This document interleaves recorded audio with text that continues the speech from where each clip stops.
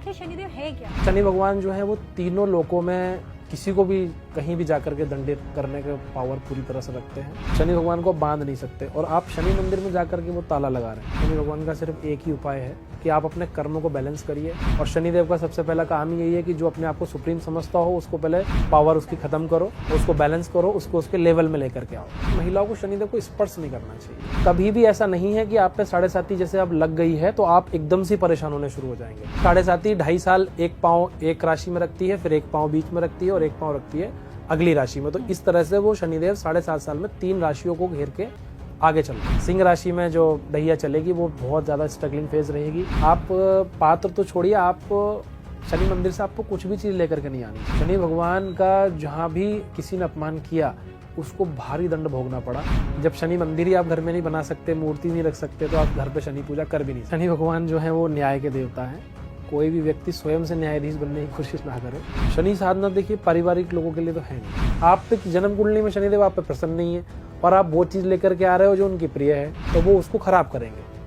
नमस्कार दोस्तों, बहुत स्वागत है आपका माई ज्योतिष अमर उजाला के हमारे आज के पॉडकास्ट में। आज का जो हमारा पॉडकास्ट है ये एक बहुत ही इंटरेस्टिंग ग्रह के ऊपर होने वाला है। उस ग्रह का नाम है शनि ग्रह। शनि ग्रह जैसा ही नाम सुनते ही अक्सर देखा जाता है कि लोगों के मन में अलग अलग तरह के डर इसको लेकर पैदा होने लग जाते हैं कि शनि देव आए हैं तो कुछ बुरा होने वाला है, शनि देव आ रहे हैं तो उनकी वक्री दृष्टि हमारे लिए कुछ बुरा करने वाली है। पर ये सारी बातें किस हद तक सच हैं, ये सारे मिथ किस हद तक सही हैं, या इन सारी बातों के पीछे असली वजह क्या है, इन सभी चीज़ों पर आज हमारे साथ डिस्कशन के लिए मौजूद हैं गुरु गौरव आर्या जी। गौरव जी के बारे में अगर मैं आपको बताऊं तो गौरव जी पीठाधीश्वर हैं गुरुएश्वर शनि मंदिर के। इसके अलावा इंडिया बुक्स ऑफ रिकॉर्ड इनके नाम है। लगभग 250 से ज़्यादा किताबें ये शनिदेव के ऊपर लिख चुके हैं। मतलब गौरव जी को अगर मैं बताऊं तो शायद किसी परिचय के ये मोहताज नहीं है। लेकिन गौरव जी, बहुत स्वागत है आपका हमारे YouTube चैनल पर, बहुत स्वागत है आपका आज के पॉडकास्ट में। बहुत बहुत धन्यवाद। जय शनिदेव। जय शनिदेव। तो अब शनिदेव का नाम हमने ले लिया है तो मुझे लगता है कि आज का जो पॉडकास्ट है वो अब अपने कर्मों को अच्छा करने वाला है। बिल्कुल बिल्कुल सही कहा आपने कि अब शनि भगवान का नाम लिया है तो अब सारी चर्चा उनके विषय में होगी और जितनी भी भ्रांतियां हैं शनि भगवान को लेकर के उनके लिए पॉडकास्ट बहुत अच्छा रहेगा। तो गौरव जी, सबसे पहली बात मुझे बताइए कि शनिदेव आखिर है कौन? मतलब इनको लेकर जो इतनी बातें होती है कि शनिदेव ऐसे हैं, शनिदेव वैसे हैं, शनिदेव की वक्री दृष्टि होती है, शनिदेव क्रूर ग्रह हैं, मतलब आखिर शनिदेव है क्या? कौन है शनिदेव? देखिए, शनिदेव जो है वो हमारे जो 9 ग्रह हैं उनमें एक बहुत बड़ी और प्रमुख भूमिका निभाते हैं एक न्यायाधीश के रूप में। और ये सूर्यवंशी हैं क्योंकि सूर्य भगवान के पुत्र हैं और स्वयं यमराज जो हैं वो इनके भ्राता हैं और यमुना जो हैं वो उनकी बहन है। तो शनि भगवान को जो इस सृष्टि में जो कार्य सौंपा गया, न्याय कार्य का, न्यायपालिका का और पृथ्वी पर संतुलन बनाने का कार्य जो है वो भगवान शिव ने जो है शनि भगवान को नियुक्त किया कि आप ये सब कार्य इस पृथ्वी पर आप देखेंगे। दूसरा, शनि भगवान जो है वो तीनों लोकों में किसी को भी कहीं भी जाकर के दंडित करने का पावर पूरी तरह से रखते हैं और भगवान शिव ने जो है वो उनको स्वयं इस तरह की शक्तियाँ दी। और सूर्य पुत्र होने के नाते जो है वो शनि भगवान स्वयं ही अपने आप में बहुत तेजस्वी, ओजस्वी और एक बहुत प्रमुख देवताओं के रूप में माने जाते हैं। फिर दूसरा, आपने मुझसे पूछा कि उनको क्रूर क्यों कहा गया। देखिए, जो भी कोई आपको न्याय अन्याय अगर आप करते हैं, कुछ गलत करते हैं, जो भी आपको दंडित करेगा आप उसको क्रूर ही कहोगे कि भाई उन्होंने मुझे दंडित किया तो क्रूर है ये।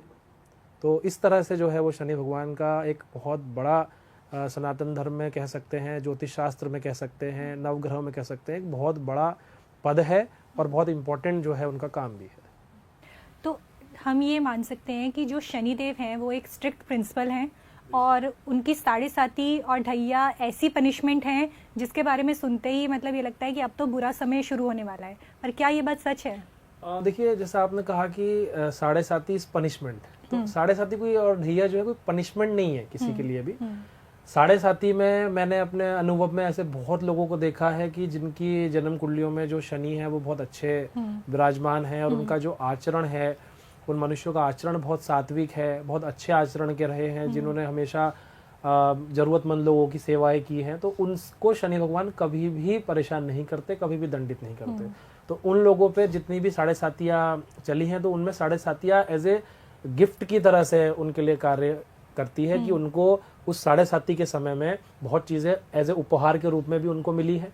और जिन लोगों के कर्म थोड़े अच्छे नहीं रहे, जिन्होंने मानव जाति के प्रति, प्रकृति के प्रति कुछ भी ऐसा कार्य किया जो शनि भगवान के विरुद्ध है, तो उनको शनि भगवान ने दंड भी दिया। तो ऐसा बिल्कुल भी नहीं है कि साढ़े साती आप पे लग गई है तो आप परेशानियां झेलेंगे, या फिर आप पे साढ़े साती लग गई है तो आपके साथ बहुत कुछ अच्छा होगा। ये सब जो है जन्म कुंडली के विश्लेषण के आधार पे ही निर्धारित किया जा सकता है कि ये साढ़े साती आप पर जो अब आने वाली है वो कैसी रहेगी। अच्छा, तो अगर मैं इस कॉन्सेप्ट को थोड़ा सा और सिंप्लीफाई करना चाहूँ कि साढ़े साती बेसिकली होती क्या है, मतलब ये 7.5 साल कैसे इसको देखा जाता है कि शनि अब 7.5 साल आपकी लाइफ में रहने वाले हैं, आपकी कुंडली पे प्रभाव डालने वाले हैं, और ढैया जो होती है, मतलब जो 2.5 साल का टाइम होता है, उसे किस तरह से देखा जाता है? देखिए, शनि भगवान का जैसे 7.5 साल का एक टाइम पीरियड है, तो 2.5 साल वो एक राशि में रहते हैं। तो 2.5 साल के जो 3 पीरियड जो बनाते हैं शनिदेव, उसमें आपने सुना भी होगा कई पंडितों के मुंह से भी कि ये चढ़ती हुई साढ़े साती है, ये मध्यम की है, ये पनौती है, ये उतरती हुई साढ़े साती है। तो इस तरह से साढ़े साती के 2.5 साल के 3 फेजेस होते हैं। ठीक है। तो जब 2.5 साल का एक फेज बनता है, तो अभी भी आप वर्तमान में अगर बात करें तो अभी फिलहाल में मकर राशि पे साढ़े साती खत्म होने वाली है, तो उससे आगे की जो 2 राशियां हैं उन पे अब साढ़े साती लगनी शुरू हो जाएगी। इस तरह से साढ़े साती 2.5 साल एक पांव एक राशि में रखती है, फिर एक पांव बीच में रखती है और एक पांव रखती है अगली राशि में। तो इस तरह से वो शनिदेव 7.5 साल में 3 राशियों को घेर के आगे चलते हैं। ठीक है। और 2.5 साल का जो ढैया का फेज है वो अपना अलग ही है। वो एक 2.5 साल का जो फेज मैंने बताया आपको कि 7.5 साल में 3 साल के जो फेजेस बनते हैं, उसमें एक पर्टिकुलर जो 2.5 साल का फेज है उसको ढैया कहा जाता है। और उसी तरह से साढ़े साती के 3 फेजेस हैं। और कभी भी ऐसा नहीं है कि आप पे साढ़े साती जैसे अब लग गई है तो आप एकदम से परेशान होने शुरू हो जाएंगे। ऐसा मैंने जनरली कभी देखा नहीं है कि साढ़े साती का जो प्रथम चरण होता है उसमें कर्मों का सिर्फ हिसाब होना शुरू होता है, जिसमें आपके कर्म अच्छे रहे होंगे तो आपको कुछ चीज़ें मिलेंगी भी। लेकिन जो बीच का फेज है वो जो है वो ज़्यादा फोकस करते हैं शनिदेव उस पर कि आपके सारे कर्मों का एनालिसिस किया जाए। और जब तीसरे फेज में साढ़े साती जाती है, यानी कि उतरने लगती है, तो वो पैरों से उतरती है। तो पैरों में समस्याएं आने लग जाती हैं लोगों को, है ना। और कहीं पर बहुत ज़्यादा देखा जाता है कि मेरी साढ़े साती उतरी तो मेरे को उतरते साढ़े साती में मेरे पैर में कुछ दिक्कत हुई, एक्सीडेंट हो गया या चोट लग गई। तो ये सब कॉजेस ऑफ साढ़े साती ही है। ठीक है। तो फर्स्ट फेज में ऐसा कुछ नहीं है कि किसी के साथ हर किसी के साथ एकदम से नुकसान होना शुरू हो जाएगा। सेकंड फेज थोड़ा टिपिकल रहता है। और थर्ड फेज में साढ़े साती जब उतरना शुरू करती है तो वो आपको एक आग में तपाती है। और उस जब आप तपते हैं और सोना जितना ज़्यादा तपता है वो उतना ही ज़्यादा चमकता है। तो साढ़े साती क्या है, एक ऐसा टाइम पीरियड है कि जिसमें आपको पूरा परिश्रम, आपके जितने अभी तक आपने कर्म किए हैं उनका पूरा फल, जैसे आपने अभी तक कर्म किए उसके अकॉर्डिंगली आपको भविष्य में रिजल्ट्स, वो सब साढ़े साती देती है। तो ये सब कहना कि मतलब साढ़े साती अब कैसी रहेगी, कैसा आने वाला, ये बिना शनि के एनालिसिस के कि आपके बर्थ चार्ट में शनि की क्या स्थिति है उसके बिना कहना थोड़ा सा असंभव है। तो जैसे साढ़े साती जो है, जो आपकी बातों से मुझे समझ में आ रहा है वो ये है कि साढ़े साती ज़रूरी नहीं है कि सिर्फ बुरा रिजल्ट देती है। साढ़े साती कुछ लोगों के लिए अच्छा रिजल्ट भी दे सकती है। क्या साढ़े साती शुरू होने से पहले भी कुछ इम्पैक्ट जीवन में दिखने शुरू हो जाते हैं? देखिए, ग्रहों को लेकर के एक बड़ी अच्छी बात यह है कि जैसे अब हमारे रूम में कोई फ़ैन लगा है, हमने बटन दबाया, फ़ैन चालू हो गया, तो ऐसा प्लैनेट्स नहीं होते कि आपने एकदम से कोई प्लैनेट की दशा लग गई तो एकदम से कुछ होने लग गया। ग्रह कोई भी जाने से पहले और आने से पहले, या जैसे मान लीजिए आप पर कोई दशा लगने वाली है तो 10 से 15 दिन या कभी कभी 20-25 दिन पहले से आपको अनुमान, अनुभव, ये सब चीज़ें आपको स्वयं ही महसूस होने लग जाती है। और जब ग्रह कोई जाने लगने वाला होगा कि वो जाने वाला है, तो भी आपको बहुत सारी चीज़ों के एनालिसिस समझ में आएंगे कि हाँ, मेरी साढ़े साती जाने वाली है या मेरी साढ़े साती जा रही है, तो मैं अभी तक इन 7-7.5 सालों में परिवार से या तो दूर हुआ, या फिर मैं कुछ विवादों में फंसा, या फिर मेरे साथ कुछ स्वास्थ्य संबंधित परेशानी आई, तो वो अब धीरे धीरे सॉल्व होने लग गई है। तो एकदम से कभी भी कुछ नहीं होता। आने से 10-15 दिन पहले से आपको अनुभव होने लगता है कि अब ये ग्रह मेरे ऊपर असर देना शुरू कर चुका है। तो हम ये कह सकते हैं कि जो शनिदेव हैं बेसिकली, या कोई भी ग्रह है, जब भी वो आपकी कुंडली में या अपनी पोजीशन बदल रहा है तो कुछ ना कुछ इम्पैक्ट उनका हमें दिखना शुरू हो जाता है। बिल्कुल ठीक है। और जो ढैया होती है, क्या वो भी 7.5 की तरह ही अपने रिजल्ट देती है? देखिए, ये आप ये कह सकते हैं कि 7.5 उसका जो टाइम पीरियड है वो 7.5 से थोड़ा लंबा समय है, तो वो धीरे धीरे इम्पैक्ट देती है। लेकिन ढैया का टाइम पीरियड कम है, लेकिन वो इंस्टेंट इम्पैक्ट देती है मतलब इंस्टेंट रिजल्ट है, यानी कि आपकी लर्निंग जो भी आपने करी लर्निंग है, आपको वो 2.5 साल में बहुत फास्ट रिजल्ट्स देने के लिए है। और ढैया का फेज जो है, मैंने पर्सनली ज़्यादातर अपनी प्रैक्टिस में महसूस किया कि ढैया का जो फेज है वो ज़्यादा बेनिफिशियल है। अच्छा। करियर के अकॉर्डिंगली अगर आपका शनि बहुत अच्छी स्थिति में है और आप पे ढैया स्टार्ट हो गई है, तो करियर वाइज जो है वो बहुत अच्छा है। अच्छा। करियर के लिए आपको वो ग्रोथ देगा, लेकिन परेशान करता है। परेशान कैसा, वो हम समझते हैं कि हमें शनि भगवान परेशान कर रहे हैं, पर शनिदेव को सबसे बड़ा कहना और उनका जो मैसेज है आम जन के लिए वो यही है कि परिश्रम आप करिए। आप जितनी ज्यादा मेहनत करेंगे और उतनी ही ज्यादा आपके अंदर निखार होगा, उतने ही ज्यादा आपको रिजल्ट्स मिलेंगे। लेकिन जो लोग ये सोचते हो कि काम करना पड़े कम और रिजल्ट मिले ज्यादा, तो वो संभव नहीं है। शनि भगवान जो है वो मेहनत के लिए और अनुशासन के लिए जाने जाते हैं। तो आप जितनी ज्यादा मेहनत आप करेंगे, आपको उतना ही अच्छा रिजल्ट शनि की ढैया में या 7.5 में मिलेंगे। मान लीजिए कि ढैया किसी के ऊपर चल रही है और उनको करियर में दिक्कतें आ रही हैं। फॉर एग्जाम्पल क्या है कि मान लीजिए आज मैं कहीं जॉब करता हूँ, मेरे पर ढैया स्टार्ट हुई, तो मेरी कंपनी में कुछ अनबन होने लग गई है, मेरे ऑफिस में कुछ मेरे खिलाफ एनवायरनमेंट अच्छा नहीं है, तो वो शनि भगवान चाहते हैं कि अब मैं आगे बढ़ूँ और उसमें एक अप्रोच करूँ, नई जगह पर ट्राई करूँ, ताकि मेरा प्रमोशन हो, मुझे नया एनवायरनमेंट मिले, मेरी ग्रोथ स्टार्ट हो। तो हम लोग उसको क्या ले लेते हैं कि अरे अब से ढैया लगी है मेरे ऊपर, तो मैं परेशान होने लग गया हूँ, मेरे ऑफिस में दिक्कतें चल रही हैं। लेकिन वो आपको एक मैसेज दे रहे हैं कि आपको मूव करना चाहिए, आपको आगे बढ़ना चाहिए, अब कुछ नया लर्निंग फेज आपको स्टार्ट करना चाहिए। तो ऐसा अकॉर्डिंग टू मतलब अपने को समझना पड़ेगा कि हमारे साथ जो हो रहा है वो सही है या गलत है। तो उसके लिए आपको एक अच्छे ज्योतिषी जो समझते हो कि 7.5 ढैया स्टार्ट हुई है, तो हमें परफेक्ट गाइडेंस क्या मिल सकती है, तो उनसे सलाह लेने के बाद ही आप निर्णय लें। जी। तो गौरव जी, जैसे अभी हमने ढैया की बात करी, तो कर्क राशि से ढैया शायद अब खत्म हो रही है, 29 मार्च से ये खत्म हो जाएगी। लेकिन साथ ही 2 राशियां जो हैं, सिंह राशि और धनु राशि, इन पे ढैया शुरू होने वाली है। तो अगर इन शॉर्ट हम जानना चाहें कि सिंह राशि और धनु राशि जो है, इनके लिए ये ढैया करियर के लिहाज से या फिर बिजनेस के लिहाज से या पर्सनल लाइफ में किस तरह की रह सकती है? देखिए, कर्क राशि में जो ढैया अभी गई है, तो मेरे बहुत सारे अनुयायियों के मैंने बर्थ चार्ट देखे, तो उनके लिए ढैया जो है वो करियर वाइज, जैसे मैंने अभी बताया कि वो बहुत अच्छी रही सभी के लिए। और फिर वही बात मैं फिर दोहराऊंगा कि बर्थ चार्ट में देखना बहुत ज़रूरी है कि शनि की क्या स्थिति है।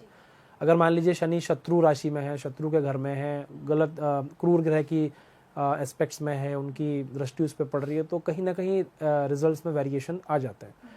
अब जैसे आपने पूछा कि सिंह राशि पे अब ढैया लगने वाली है, तो सिंह राशि में जब ढैया लगेगी तो सिंह राशि जो है वो सूर्य की राशि है, और शनि जो है वो आप जानते हैं कि शनि और सूर्य का क्या कनेक्शन है। तो वहाँ पर सिंह राशि के लिए उनका अभिमान तोड़ने का काम सबसे पहले शनिदेव करेंगे कि आप, क्योंकि सिंह राशि जो है वो एक ऐसी राशि है कि आदमी बहुत ज़्यादा एनर्जेटिक और अपने आप को बहुत कमांडिंग महसूस करता है कि भाई I am the supreme power. और शनिदेव का सबसे पहला काम ही यही है कि जो अपने आप को सुप्रीम समझता हो उसको पहले पावर उसकी ख़त्म करो, उसको बैलेंस करो, उसको उसके लेवल में लेकर के आओ। तो आप खुद ही समझ सकते हैं कि मेरे हिसाब से जो है सिंह राशि में जो ढैया चलेगी वो बहुत ज़्यादा स्ट्रगलिंग फेज रहेगी। और ज़्यादातर लोगों की अगर शनि की स्थिति उनकी कुंडली में ख़राब है, वो ऐसा कोई भी कार्य करते हैं जो शनि भगवान के विरुद्ध है, जैसे कुछ भी ऐसा कृत्य जो शनि के उसमें नहीं है, तो वो परेशानी करेगा। करियर को ज़्यादातर डैमेज करने की कोशिश करेंगे, करियर में बदलाव करेंगे, आपका मन कहीं किसी भी चीज़ से हट सकता है कि मुझे ये काम अब नहीं करना है या मुझे ये काम छोड़ना है। आपका मनोबल, और ख़ास करके सूर्य जो है सिंह राशि, एक तो उसका कॉन्फिडेंस लेवल बहुत अच्छा रहता है हमेशा, और जैसे ही शनि की ढैया लगेगी उनका कॉन्फिडेंस लेवल गिरने शुरू होंगे। उनको अपने आप में ही एक आत्मबल की कमी महसूस होगी, उनका कॉन्फिडेंस लेवल भी गिरेगा और उनको कन्फ्यूजन्स बहुत ज़्यादा होंगे। ये 2.5 साल का जो समय रहेगा सिंह राशि के लिए वो थोड़ा सा अच्छा नहीं माना जाए। तो अगर हम इसके लिए कोई उपाय ऐसा हो जो सिंह राशि वाले करें कि एटलीस्ट एक जो मानसिक सुकून होता है उतना आप ले पाएँ, क्योंकि ऑब्वियसली सन और शनि दोनों जब है अपोजिट हैं और दोनों का अगर आमना सामना हो रहा है तो जाहिर सी बात है विरोधाभास तो पर्सनालिटी में होना ही होना है। तो इस तरह के उसमें अगर कोई एक उपाय ऐसा हो जो सूर्य से चलने वाली राशि यानी कि सिंह राशि वालों को करना चाहिए?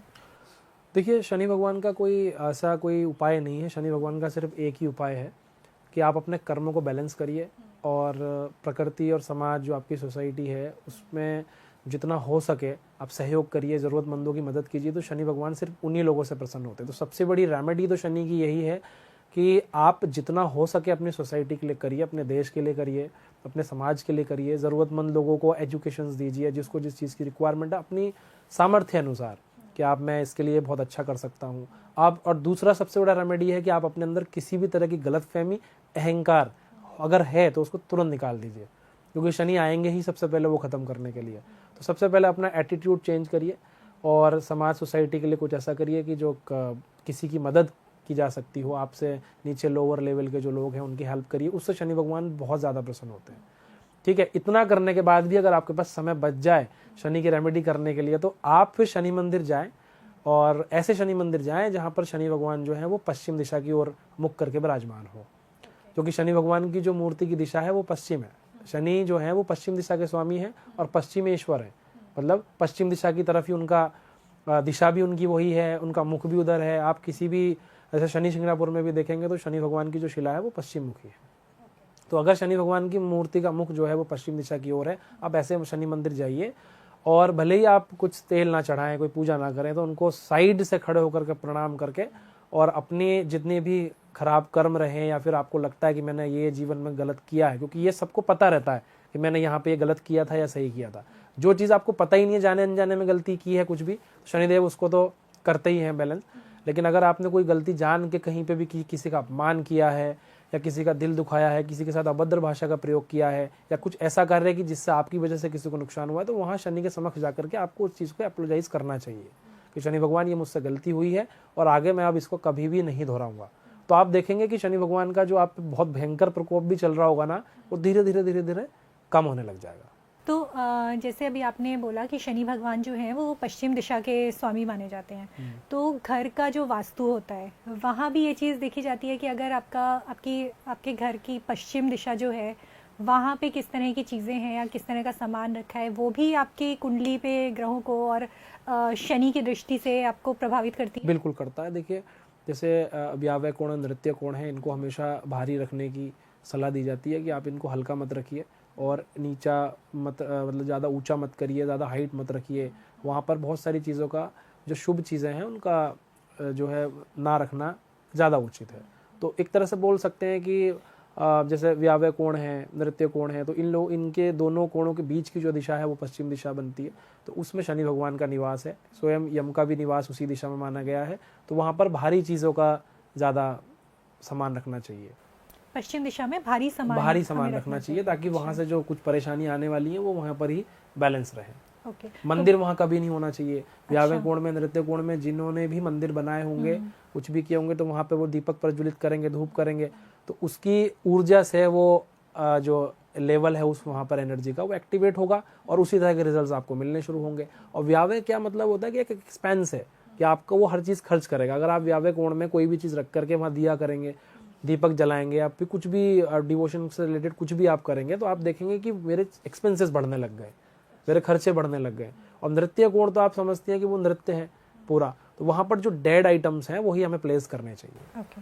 तो हम ये कह सकते हैं कि बेसिकली घर में भी छोटे छोटे बदलाव करके हम अपने जीवन से प्रभावों को काफ़ी कम कर सकते हैं। गौरव जी, एक चीज़ अब और मैं आपसे पूछना चाहूँगी, जैसे हमने बात करी सूर्य और शनि की, मान लीजिए किसी की कुंडली में सूर्य और शनि एक साथ बैठे हैं किसी भाव में, मान लीजिए उसके पहले भाव में, जो कि उसकी पर्सनालिटी को दिखाता है। हाँ, कुंडली का पहला भाव यूजुअली हमारी पर्सनालिटी को दिखाता है। तो अगर ऐसा है कि वहाँ पे सूर्य और शनि दोनों साथ में हैं, है ना, अब जाहिर सी बात है जब दोनों अपोजिट प्लैनेट हैं तो दोनों में मतलब पर्सनालिटी में बहुत ही विरोधाभास पर्सनालिटी हो सकती है। तो इस तरह की कुंडली में शनि के रिजल्ट क्या रहते हैं कि जब वो अपने पिता के साथ आके बैठा है तो कैसे रिजल्ट शनि वहाँ पे? उसमें क्या है कि जैसे आपने बताया कि फर्स्ट हाउस में अगर शनि और सूर्य का प्लेसमेंट एक साथ है तो विरोधाभास उत्पन्न होगा, क्योंकि दोनों प्लैनेट एक दूसरे के अपोजिट हैं। तो उसका लिए मैं एक पौराणिक आपको एक तरीका भी बताऊं कि वो विरोधाभास है क्यों। शनि और सूर्य में आपस में विरोधाभास, बहुत सारी पौराणिक कथाएं हैं उसको लेकर के कि शनि भगवान का जब जन्म हुआ तो उनके रंग रूप को लेकर के उनके पिताजी ने थोड़ा सा उन पर संशय किया, तो शनि भगवान ने क्रोधित होकर के उनको दंड देने का प्रयास किया। तो वो भी एक कथा प्रचलित है। और उसी की वजह से क्या है कि जब शनि भगवान उनसे नाराज हुए तो आप देखना कि शनि भगवान ने पश्चिम दिशा की ओर मुख क्यों किया। आप देखेंगे कि सूर्य भगवान जो है वो उनके जस्ट अपोजिट यानी पूर्व दिशा से उदित होते हैं और शनि भगवान पश्चिम में देखते हैं। तो जब उनका जन्म हुआ तो सूर्य भगवान ने जब उनको देखा और सूर्य भगवान ने जैसे ही उनसे संशय उत्पन्न किया तो शनिदेव ने तुरंत मुंह जो है वो अपने पिता से दूसरी तरफ कर लिया, और सूर्य भगवान पूर्व में और शनि भगवान ने पश्चिम में। तो जैसे ही उन्होंने मुंह घुमाया कि वो पश्चिम दिशा के स्वामी बन गए और वो पूर्व दिशा के। तो इसी कारण से इन दोनों का विरोधाभास माना जाता है ज्योतिष शास्त्र के अनुसार भी और पूजा पाठ के अनुसार भी, कि वो पश्चिम दिशा के स्वामी बने और वो पूर्व के। तो ये इस कारण से उनका अपोजिट है। दूसरा एक कारण उसका ये भी है कि आप देखेंगे कि शनि भगवान की पूजा का जो मेनली समय है वो क्या होना चाहिए, जब सूर्य उदय हो चुका है तो शनि भगवान की पूजा पाठ करने का कोई मतलब नहीं बनता। अच्छा। जब सूर्य अस्त होगा तब ही आप जो है शनि भगवान की पूजा करेंगे, और जब सूर्य अस्त होने शुरू हो जाएंगे तो शनि भगवान उदय होने शुरू हो जाएंगे। तो आप जो है जब सूर्यास्त होने लग जाए, सूर्य अस्त हो जाए, रात्रि में अंधेरा हो जाए, तब ही शनि की पूजा का ज्यादा महत्व बताया गया है। अगर सूर्य आपके सिर पे है और आप शनि मंदिर में पूजा कर रहे हैं तो उसका कोई इतना प्रभाव आपको नहीं मिलेगा, इतना कोई रिजल्ट उसको नहीं मिलेगा। तो विरोधाभास के जो ज्योतिषीय कारण है, पौराणिक जो कारण है, वो यही है कि दोनों एक दूसरे के अपोजिट है। अब आपने एक प्रश्न किया कि उसमें कुंडली में उनको किस तरह के रिजल्ट्स मिलेंगे। देखिए कुंडली का अब उसमें एनालिसिस ये होगा कि हमें दोनों प्लैनेट्स की डिग्री पे देखना पड़ेगा कि शनि कितने बलाबल है, उनके अंदर कितनी डिग्री है, कितना पावर है, और सूर्य के अंदर कितना पावर है। अब जिसकी डिग्री ज्यादा मेंटेन होगी, यानी कि हम मान लीजिए कि सबसे अच्छा जो एक रिजल्ट देता है कोई भी प्लैनेट, तो 20 to 23 डिग्री अगर उस प्लैनेट की है तो वो रिजल्ट्स बहुत अच्छे देता है, 100% रिजल्ट देता है। अब वो 23 से 24, 28, 29, 30 तक चला जाए अगर, तो उसके रिजल्ट्स में बहुत कमी आ जाती है। तो उस डिग्री के आधार पे ही हम ये लोग डिसाइड कर पाएंगे कि शनि और सूर्य की इस स्थिति में बल किसके अंदर है ज्यादा, और जिसके अंदर जितना बल होगा उसकी पर्सनैलिटी उस प्लैनेट के अकॉर्डिंगली ही काम करेगी। अच्छा, ठीक है। मान लीजिए सूर्य की डिग्री अच्छी है और शनि की डिग्री, शनि अस्त है, शनि में पावर नहीं है, तो वो पर्सनल जो है वो सूर्य के अकॉर्डिंगली उसकी पर्सनैलिटी पूरी डेवलप होगी।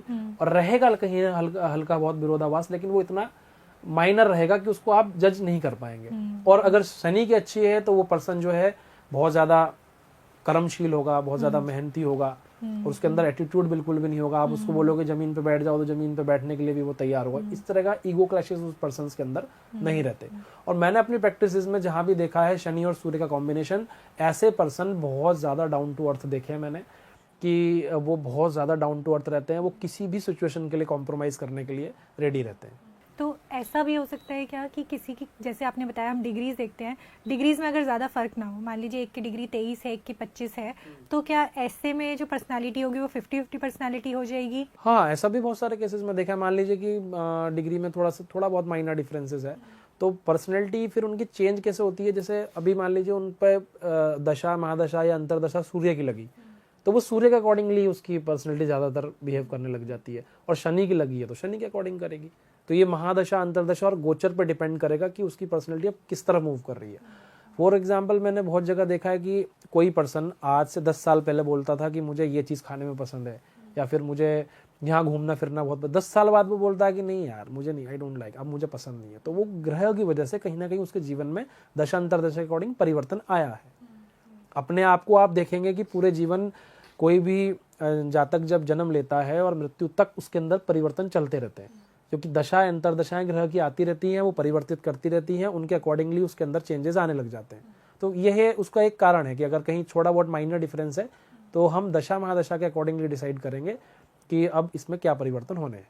तो गौरव जी, जैसे हमने गोचर की बात करी, तो गोचर जब भी किसी ग्रह का गोचर होता है ना, स्पेशली जब हम शनि ग्रह की बात करें, क्योंकि शनि ग्रह सबसे ज़्यादा टाइम लेते हैं एक राशि से दूसरी राशि में जाने में।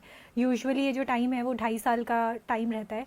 तो शनि जब जब गोचर करते हैं, ऐसा माना जाता है कि उस टाइम बड़े बदलाव होते हैं, है ना। वो 2.5 साल के बाद जैसे ही राशि परिवर्तन करेंगे, बदलाव होंगे, देश दुनिया के तौर पर बदलाव होंगे, पर्सनल ज़िंदगियों में बदलाव होते हैं, व्यापार में बदलाव हो सकते हैं, या इस तरह की चीज़ें मानी जाती हैं शनि के गोचर के साथ। तो अब जो शनि है वो बदलने जा रहे हैं अपनी चाल 29 मार्च को, और इससे पहले जब शनि ने अपनी चाल बदली थी अराउंड 2020 में, है ना, तो 2020 का जो टाइम था वो हमारे लिए बहुत टफ टाइम था कई मायनों में। क्या वहाँ भी शनि का इम्पैक्ट था?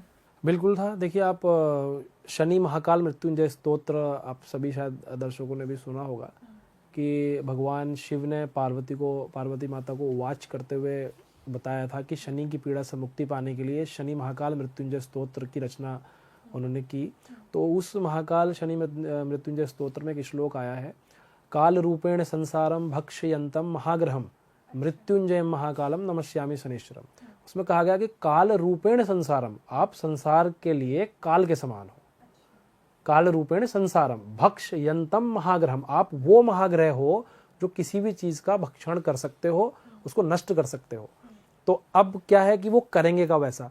अब मैं पूरा श्लोक का पूरा मीनिंग बताऊं, जैसे काल रूपेण संसारम भक्षयंतम महाग्रहम मृत्युंजय महाकालम नमस्यामि शनिश्चरम, यानी कि हे काल के समान संसार का भक्षण करने वाले महाग्रह, मैं आपको बारंबार प्रणाम करता हूँ। उस शनि महाकाल मृत्युंजय स्तोत्र में 100 श्लोकों में अलग अलग शनि भगवान की महिमा मंडन करने के लिए वो श्लोक बताए गए। मैंने अपनी पुस्तक में भी उसका एक महाकाल शनि मृत्युंजय स्तोत्र का पूरा एक्सप्लेनेशन हिंदी में दिया है कि उसका अर्थ क्या है। तो उस श्लोक के माध्यम से आप समझ सकते हो कि वो संसार के लिए काल के समान है जिनका वो भक्षण करते हैं। ठीक है, अब वो करेंगे कब? आप भी ये सब जानते हैं कि ज्योतिष में जब कोई भी ग्रह अपनी राशि में बैठता है तो वो अपने घर में कंफर्टेबल महसूस करता है और बहुत पावरफुल होता है। और शनिदेव जब भी मकर राशि में बैठेंगे तो ही इज मोर पावरफुल, और जब पावरफुल होंगे तो जो उनका मेन काम है उसके रिजल्ट वो देने शुरू करेंगे। तो अभी कोरोना काल में भी आपने देखा होगा कि शनि जब भी मकर राशि में आएंगे तो वो ऐसा लीला रच लो कह सकते हैं उसको, या फिर कि काल के समान वो संसार के लिए बन जाते हैं। आप कभी भी स्टडी में देख लेना कि शनि जब भी मकर राशि में होंगे कुछ ना कुछ मानव जाति पे कुछ ना कुछ ऐसी परेशानियां, चाहे वो प्लेग का रोग हो, चाहे कोई भयंकर युद्ध हुए हो, या फिर जो है कोई महामारी फैली हो। अभी हम लेटेस्टली कोरोना देख ही चुके हैं, है ना। तो उसमें जो है वो शनि भगवान का एक बहुत बड़ा रोल रहा है कि वो संसार को बैलेंस करने के लिए, इस संसार को काल के समान बैलेंस करने के लिए शनि भगवान पूरी तरह से तत्पर रहते हैं। तो गौरव जी, हम अभी जो गोचर होने वाला है इसका 12 राशियों पे क्या प्रभाव चढ़ेगा इसके बारे में तो हम बात करेंगे। उससे पहले एक चीज़ जो मैं और जानना चाहती हूँ कि जैसे अभी आपने मेंशन किया कि शनि जो है वो महाकाल की तरह है ना, जब भी वो राशि परिवर्तन करते हैं वो कुछ ना कुछ अपना उथल पुथल मचा देते हैं, चाहे वो वही मैंने जो बोला कि देश दुनिया के तौर पर हो, चाहे ज़िंदगी के तौर पर हो, है ना। तो शनि अब जो परिवर्तन करने जा रहे हैं वो कुंभ राशि से मीन राशि में जा रहे हैं, है ना। लेकिन बहुत जगह पे ये कन्फ्यूजन है कि जो शनि की 7.5 देखी जाती है वो आपके लग्न लॉर्ड से देखी जाती है, यानी कि आपके लग्नेश से देखी जाएगी, या आपकी राशि के थ्रू देखी जाएगी कि जो भी आपकी राशि है।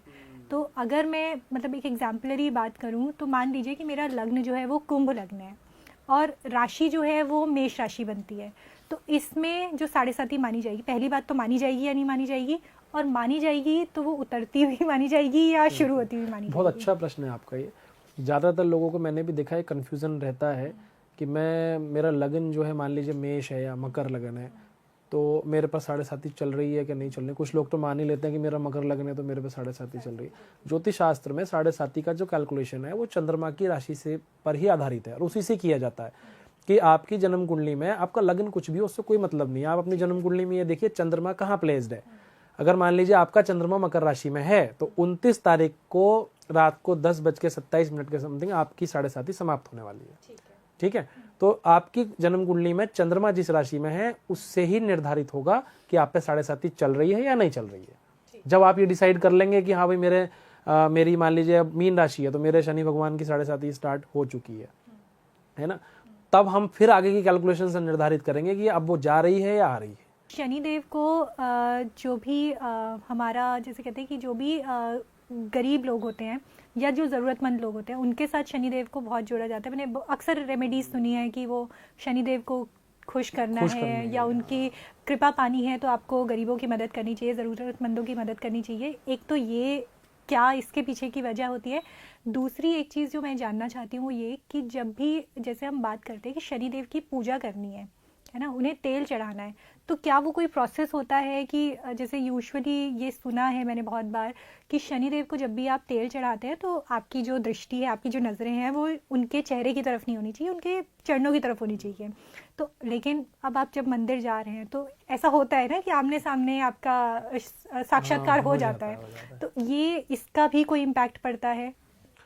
देखिए, उसका इम्पैक्ट तो बहुत बड़ा है, क्योंकि सभी शास्त्र पुराणों में और विद्वान आचार्य जनों ने, गुरुजनों ने भी यही बात कही है कि शनि भगवान की जो दृष्टि है वो टेढ़ी दृष्टि है, वक्र दृष्टि है, तो उससे सभी को बचना चाहिए, क्योंकि शनि भगवान की दृष्टि में ही मेन पावर है।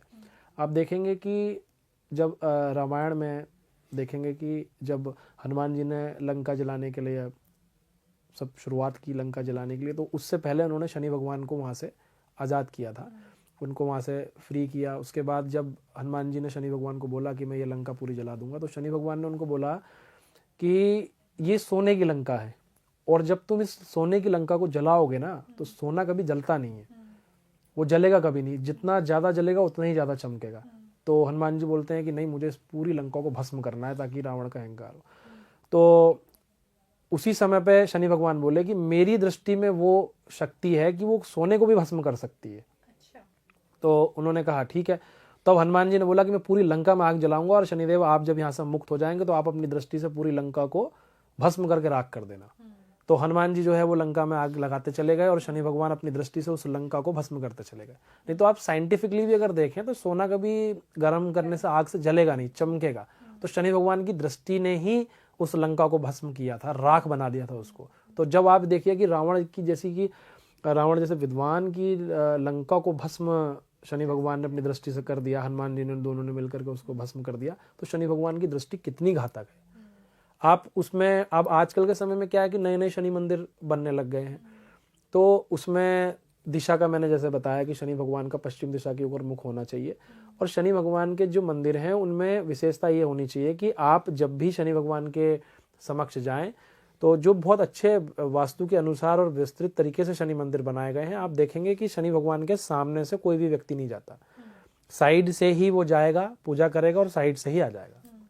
वैसे भी आप देखेंगे कि हमारे न्यायपालिका में भी जितने भी कोर्ट हैं, कोर्ट कचहरियाँ, जस्टिस वगैरह बैठते हैं, उनके सामने कोई भी व्यक्ति है वो सब साइड में ही खड़े होते हैं। सामने तो सिर्फ उनके मेरे ख्याल में वकील ही खड़े होते हैं, साइड में ही अपराधी खड़े होते हैं। तो शनि भगवान की नज़रों में हम सभी अपराधी हैं, हमने कहीं ना कहीं कुछ ना कुछ पाप किया होगा, तो इसीलिए उनके समक्ष कभी भी नहीं आना चाहिए। पहला कारण तो ये है कि वो जस्टिस हैं, और जस्टिस के सामने अपराधी को कभी नहीं आना चाहिए। साइड से ही खड़े होकर के अपना जो भी क्या बोलते हैं उसको, कि अपना विषय है वो रखना चाहिए उनके समक्ष।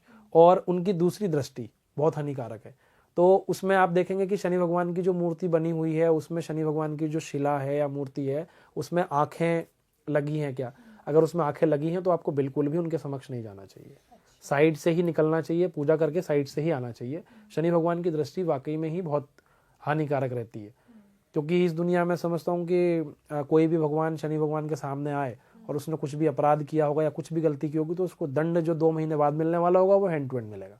तो इसलिए काफ़ी हद तक क्या पूरी तरह से ये प्रयास ना करें कि शनि भगवान के समक्ष जाएं या उनके पास में आंखों में आंखें डाल करके मिलाना चाहिए। हमेशा जब भी उनकी पूजा करें, तेल चढ़ाएं, कुछ भी करें, तो आपका स्थान और आपकी नज़रें सिर्फ उनके चरणों में होनी चाहिए, उनकी आंखों में नहीं होना चाहिए, क्योंकि शनि भगवान की दृष्टि को शुभ नहीं माना गया है, वो बहुत ज़्यादा अहितकारी दृष्टि है। इसीलिए तो गौरव जी, जैसे अब बहुत बार ऐसा होता है कि हम वास्तु के हिसाब से सारी चीज़ें नहीं देख पाते हैं।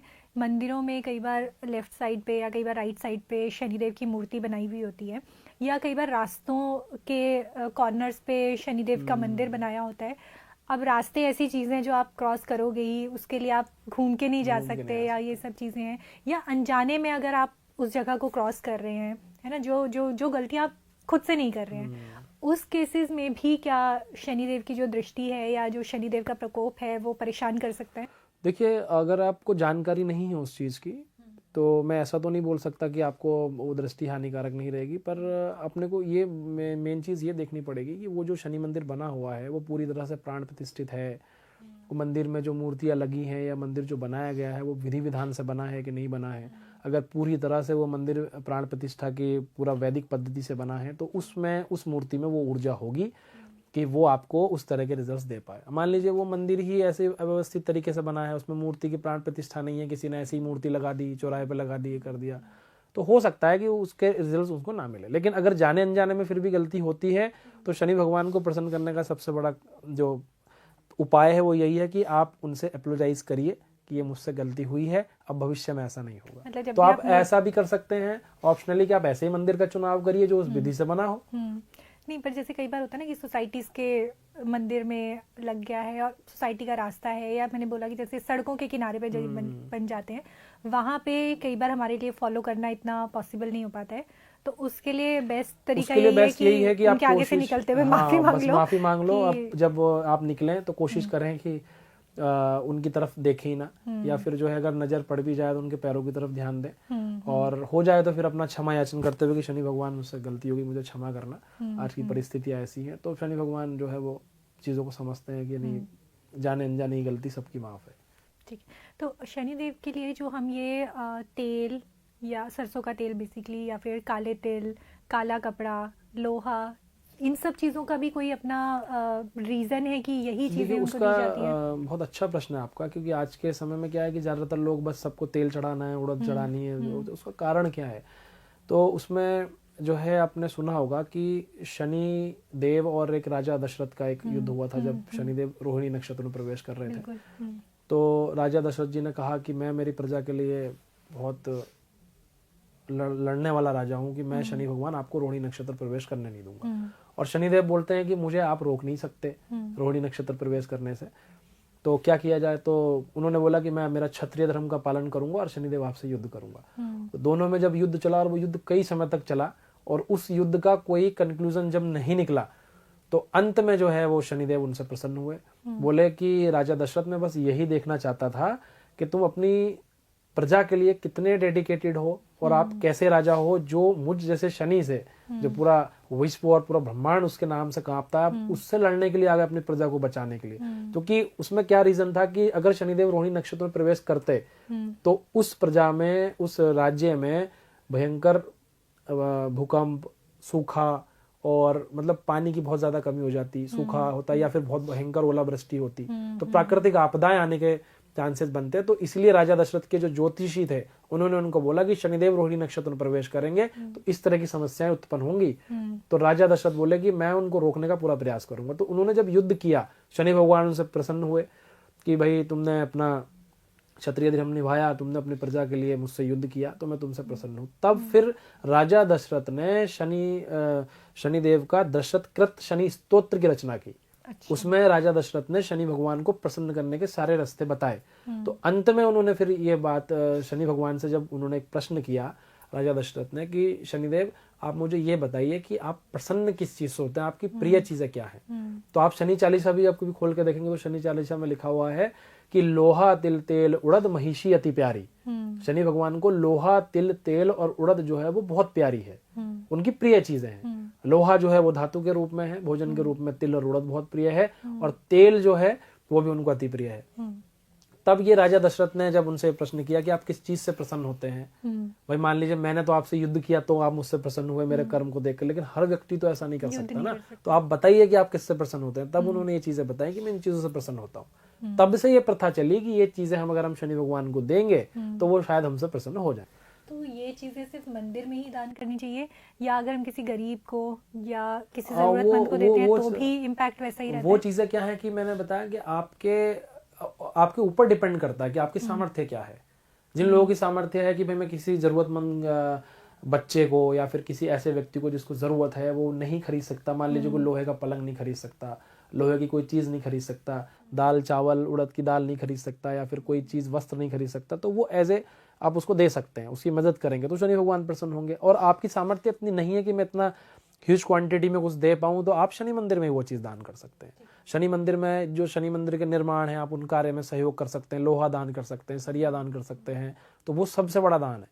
शनि भगवान के मंदिर में आप कुछ दान कर सकते हैं, जरूरतमंद लोगों को दान कर सकते हैं, तो उससे जो है वो शनि भगवान प्रसन्न हो जाएंगे। श्रम दान भी इसमें काउंट होता है? श्रम दान भी, क्योंकि शनि भगवान तो स्वयं ही श्रम के देवता हैं और सबको यही निर्देशित करते हैं कि आप सभी भी श्रम करिए, मेहनत करिए, परिश्रम करिए, जितना ज्यादा परिश्रम करेंगे उतना ज्यादा फल की प्राप्ति होगी। तो आप श्रम दान भी कर सकते हैं। आप मंदिर में जाइए, मंदिर में साफ सफाई कीजिए, मंदिर में देखिए कुछ व्यवस्था तो नहीं है, उन व्यवस्थाओं को ठीक करिए, वहाँ की कमेटी से बात करके आप क्या सहयोग कर सकते हैं वो सहयोग करिए। तो वो भी एक बहुत बड़ी रेमेडी है कि शनि भगवान के आप उनको प्रसन्न करने के लिए कर सकते हैं। गौरव जी, जैसे एक मैंने कहीं पे ये सुना है ये चीज़ कि लोहा जो है वो किसी से लेना नहीं चाहिए, है ना, क्योंकि ऐसा भ्रांतियों में है। अब ये कितना सच है ये आप हमें बता पाएंगे कि लोहा नहीं लेना चाहिए क्योंकि उससे शायद जो शनि है या शनि का प्रभाव है वो आप अपने ऊपर ले लेते हैं। क्या ये बात सच है? देखिए उसके 2-3 कारण है। मान लीजिए किसी ने लोहा चोरी किया और वो चोरी करके लोहा मुझे दे दिया, तो लोहे के ऊपर जब शनिदेव विराजमान होते हैं, वो धातु उनकी है, तो मतलब गलत तरीके से आपके पास आई है तो वो आपका पूरा कारोबार, आपका घर परिवार पूरा ध्वस्त कर देगी।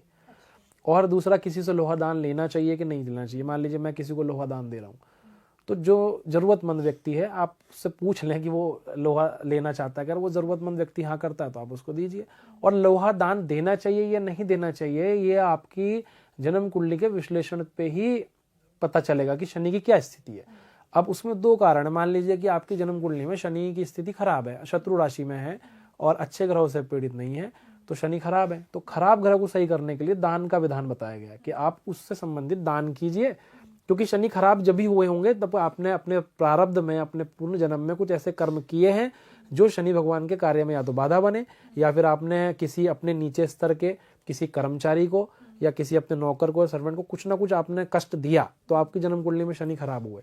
अब खराब हुए तो उसको ठीक करने के लिए, आप उसी प्रारब्ध को दोबारा ठीक करने के लिए आप वही चीज़ों का दान जो है वो देंगे, और उन्हीं चीज़ों की, कर्मचारियों की, नीचे के लेवल के जो आपके लोग हैं उनकी आप सेवा करेंगे, तो वो फिर कर्म आपका बैलेंस होगा, तो शनिदेव वहाँ से आपको देना शुरू कर देंगे।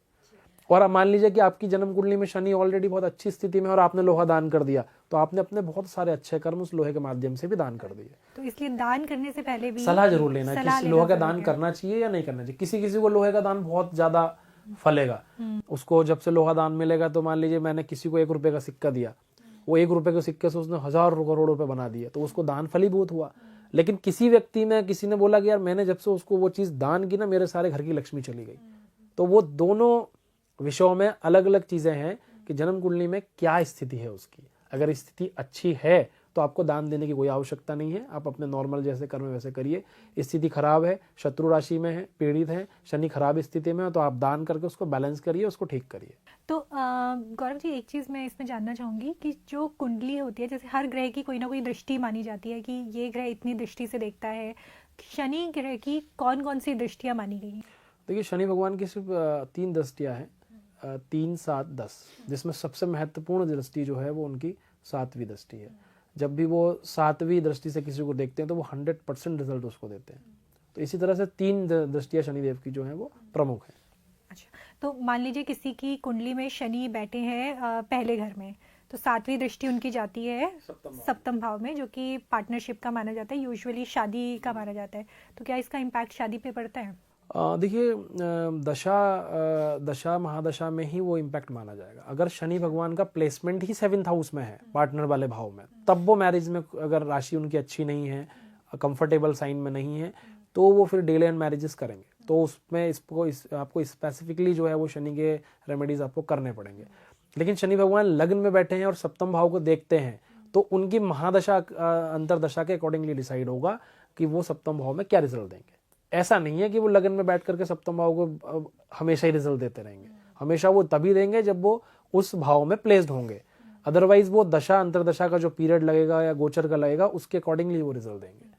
तो जैसे कुंडली में जो हमारा 10वां भाव है, कर्म भाव उसको कहा जाता है, और कर्म क्योंकि शनि कर्म के देवता और न्यायाधीश माने जाते हैं, तो 10th हाउस में शनि का प्लेसमेंट अगर किसी का है तो वो उस जातक की कुंडली में या किस तरह के वो रिजल्ट देगा? कर्म क्योंकि आपका कर्म भाव है, कर्म भाव से आपका लग्न बनेगा और आपका मतलब सारी जो आपकी कर्म जब करोगे उसी तरह के रिजल्ट आपको कुंडली में देखने को मिलेंगे, इस जीवन में देखने को मिलेंगे। तो शनि का 10th हाउस में बैठना क्या रिजल्ट लेके आता है? अगर शनिदेव देखिए बहुत अच्छे कंफर्टेबल साइन में, मान लीजिए मकर राशि में है, तो कर्म के लिए बहुत अच्छा है वो। हाँ, अगर मकर राशि में, शत्रु राशि में है, तो ऐसे व्यक्ति को वो अपना करियर में, उसको कर्म करने में, या फिर वो जिस भी फील्ड में काम कर रहा है उस कर्म क्षेत्र में उसको बहुत ज़्यादा स्ट्रगलिंग देंगे। लेकिन अगर वो अपनी राशि में है, उनकी डिग्री बहुत अच्छी है, शुभ ग्रह से दृष्ट है, गुरु की दृष्टि पड़ती है, और शनि भगवान वहाँ उस 10th हाउस में वक्री भी नहीं है, एकदम प्लेस्ड हैं, डिग्री भी अच्छी है, शुभ ग्रहों से दृष्ट भी हैं और अपनी ही राशि में हैं, तो ज़्यादातर ऐसे लोगों को क्या है, बहुत ज़्यादा मेहनत करने की आवश्यकता नहीं पड़ती है, उनको बहुत अच्छे रिजल्ट्स मिलते हैं। ज़्यादातर उच्च अधिकारी एडमिनिस्ट्रेटिव सर्विसेज में जाने के चांसेस मिलते हैं। ज़्यादातर मैंने अपनी प्रैक्टिस में देखा है कि ऐसे लोग ज़्यादातर जस्टिस ही बनते हैं, जज बनेंगे, करियर में जाएंगे, लॉ में जाएंगे, ऐसे फील्ड में जाने के चांसेस उनको ज़्यादा मिलते हैं। और मान लीजिए शनि वहाँ पर खराब है, मान लीजिए राहु के साथ प्लेस्ड हैं, शनि वहाँ पर बैठे हैं, राहु के साथ प्लेस्ड हैं, साइन भी उनका अच्छा नहीं है, शत्रु राशि में है और दृष्टि भी ऐसे ग्रह की पड़ रही है जो क्रूर है, मंगल की पड़ती है, सूर्य की पड़ती है, तो ऐसे व्यक्ति को बहुत ज़्यादा स्ट्रगल करना पड़ता है अपने कर्म क्षेत्र में कार्य करने के लिए। तो ये डिपेंड करेगा कि शनि किस राशि में है, किन ग्रहों से दृष्ट हैं, कौन से नक्षत्र से हैं, ये सब चीज़ों पर आधारित से ही पता चलेगा कि शनि उनको कैसे रिजल्ट देने वाले हैं। तो गौरव जी, जैसे शनि आपने अभी मेंशन किया कि वक्री अगर हैं तो सबसे पहले तो ये बताइए कि वक्री शनि आखिर होते क्या हैं, वक्री कॉन्सेप्ट क्या है, कि वक्री अगर कोई ग्रह है तो वो क्या रिजल्ट देता है? देखिए, वक्री को इंग्लिश में रेट्रोग्रेड बोला जाता है, कि वो ग्रह जो है वो हमें ऐसा व्यतीत होता है कि वो उल्टा घूम रहा है, लेकिन ऐसा जनरली होता नहीं है। तो एक पर्टिकुलर टाइम में जो है वो ब्रह्मांड में जो गोचर चलते हैं उसमें एक पर्टिकुलर टाइम में हर किसी के पीरियड में ऐसा बनता है कि वो ग्रह अब जो है वो वक्री है। जैसे शनि भगवान अब थोड़े टाइम बाद वक्री हो जाएंगे, तो वक्री का मतलब ये हो जाता है कि उसकी स्पीड और उसकी जो कार्य क्षमता है वो अधिक हो जाती है। तो अगर मान लीजिए कि आपकी कुंडली में शनि की स्थिति बहुत अच्छी है और वो वक्री हो गए, तो आपसे काम ज़्यादा करवाएंगे, आपको ज़्यादा काम करना पड़ेगा। मान लीजिए कि आपको 100 रुपये कमाने के लिए 2 दिन काम करना पड़ता था, वो वक्री हो गए उस समय पर, तो आपको 10 दिन काम करना पड़ेगा, 4 दिन काम करना पड़ेगा, तो मेहनत जो है वो बढ़ जाती है। तो वक्री में क्या है कि इस तरह से वक्री ग्रह को इसलिए भी लोग अच्छा नहीं मानते कहीं कहीं पे कि बहुत ज़्यादा काम करना पड़ेगा। और अभी जैसे शनिदेव मार्ग ही चल रहे हैं, तो शनिदेव मार्ग ही चल रहे हैं मतलब वो बिल्कुल बैलेंस्ड है, कहीं पे भी वो रेट्रोगेट नहीं है, स्पीड उनकी बिल्कुल सही है, उनकी दिशा एकदम सही है, उनकी चाल एकदम सही है। तो उसी के अकॉर्डिंगली ऐसे जातकों को जिनकी कुंडली में शनिदेव वक्री, अगर मान लीजिए वक्री हैं और शनिदेव की चाल बिल्कुल सही चल रही है, तो उनको थोड़ा सा अच्छा महसूस होगा कि नहीं अब मेरे रिजल्ट्स अच्छे हैं। और जन्म कुंडली में शनि वक्री है और गोचर में भी शनि वक्री है, तो बहुत ज़्यादा फिर प्रॉब्लम आपको फेस करनी पड़ती है, मेहनत ज़्यादा करनी पड़ती है। तो इस तरह के इम्पैक्ट्स में अगर शनि वक्री भी हैं, गोचर में भी वक्री हैं और मान लीजिए कर्म भाव में भी बैठे हैं, तो फिर ऐसे इंसान को क्या करना चाहिए? गोचर में भी वक्री हैं और जन्म कुंडली में भी वक्री हैं और दशम भाव वक्री हैं, तो देखिए उस समय तो ऐसे व्यक्ति को चाहिए कि वो अपना मानसिक संतुलन संभाले और किसी अच्छे ज्योतिषी से मिले, और मिलने के बाद ही वो सजेशन ले कि शनि भगवान अब उनके लिए क्या निर्णय लेने वाले हैं। अपने से कुछ भी ना करें कि आप यूट्यूब फेसबुक पे देख करके खुद से कुछ भी उपाय कर लें, जब तक आप एक परफेक्ट एनालिसिस ना कर लें, किसी अच्छे ज्योतिषी से ना मिल लें, आप समझ ना लें कि ग्रह की क्या स्थिति है, इंटरनेट पे पढ़ के, क्योंकि अधूरा ज्ञान बहुत खतरनाक होता है। और शनि के मामले में तो विशेषकर कि आपको नॉलेज है नहीं, आपने किसी ने बोला कि शनि की महादशा चल रही, नीलम पहन लो, और शनि बैठे हैं अष्टम भाव में, तुरंत आपको एक्सीडेंट हो गया, कुछ नुकसान हो गया। तो ऐसे मतलब एनालिसिस बहुत ज़रूरी है कि आप सलाह लें पहले कि शनि भगवान क्या कहना चाह रहे हैं। जैसे नीलम को लेकर भी ऐसे बहुत लोग कहते हैं कि शनि का स्टोन उसको माना जाता है, लेकिन बहुत लोगों को नीलम सूट नहीं करता और बहुत लोगों को ऐसा होता है कि पहनते ही मतलब एकदम चमत्कार दिखने लग जाते हैं। तो ये क्या मतलब उसका भी कारण बस सबसे बड़ा कारण उसका यही है कि आपकी जन्म पत्रिका में अगर शनि शत्रु राशि में है, 6, 8, 12 में प्लेस्ड है, शनि ऐसे घर में बैठे हुए हैं, क्रूर ग्रह की दृष्टि पड़ रही है और आपने उस समय पर नीलम पहना, तो ऑब्वियस सी बात है कि शनि आपको खराब रिजल्ट देंगे। लेकिन शनि आपके भाग्य के स्वामी हैं, दशम भाव में बैठे हुए हैं और केंद्र त्रिकोण में शनि आए हुए हैं और आपके बर्थ चार्ट में वैसे ही है, गोचर में भी अच्छे हैं और आपने उस समय पे नीलम पहना, तो उन लोगों को रिजल्ट्स अच्छे मिलते हैं। अब नीलम को लेकर के जो लोगों के नुकसान जो हुए, उसका सबसे बड़ा कारण क्या है? पहले के समय में ज़्यादातर लोगों की जन्म पत्रिकाएं नहीं थी।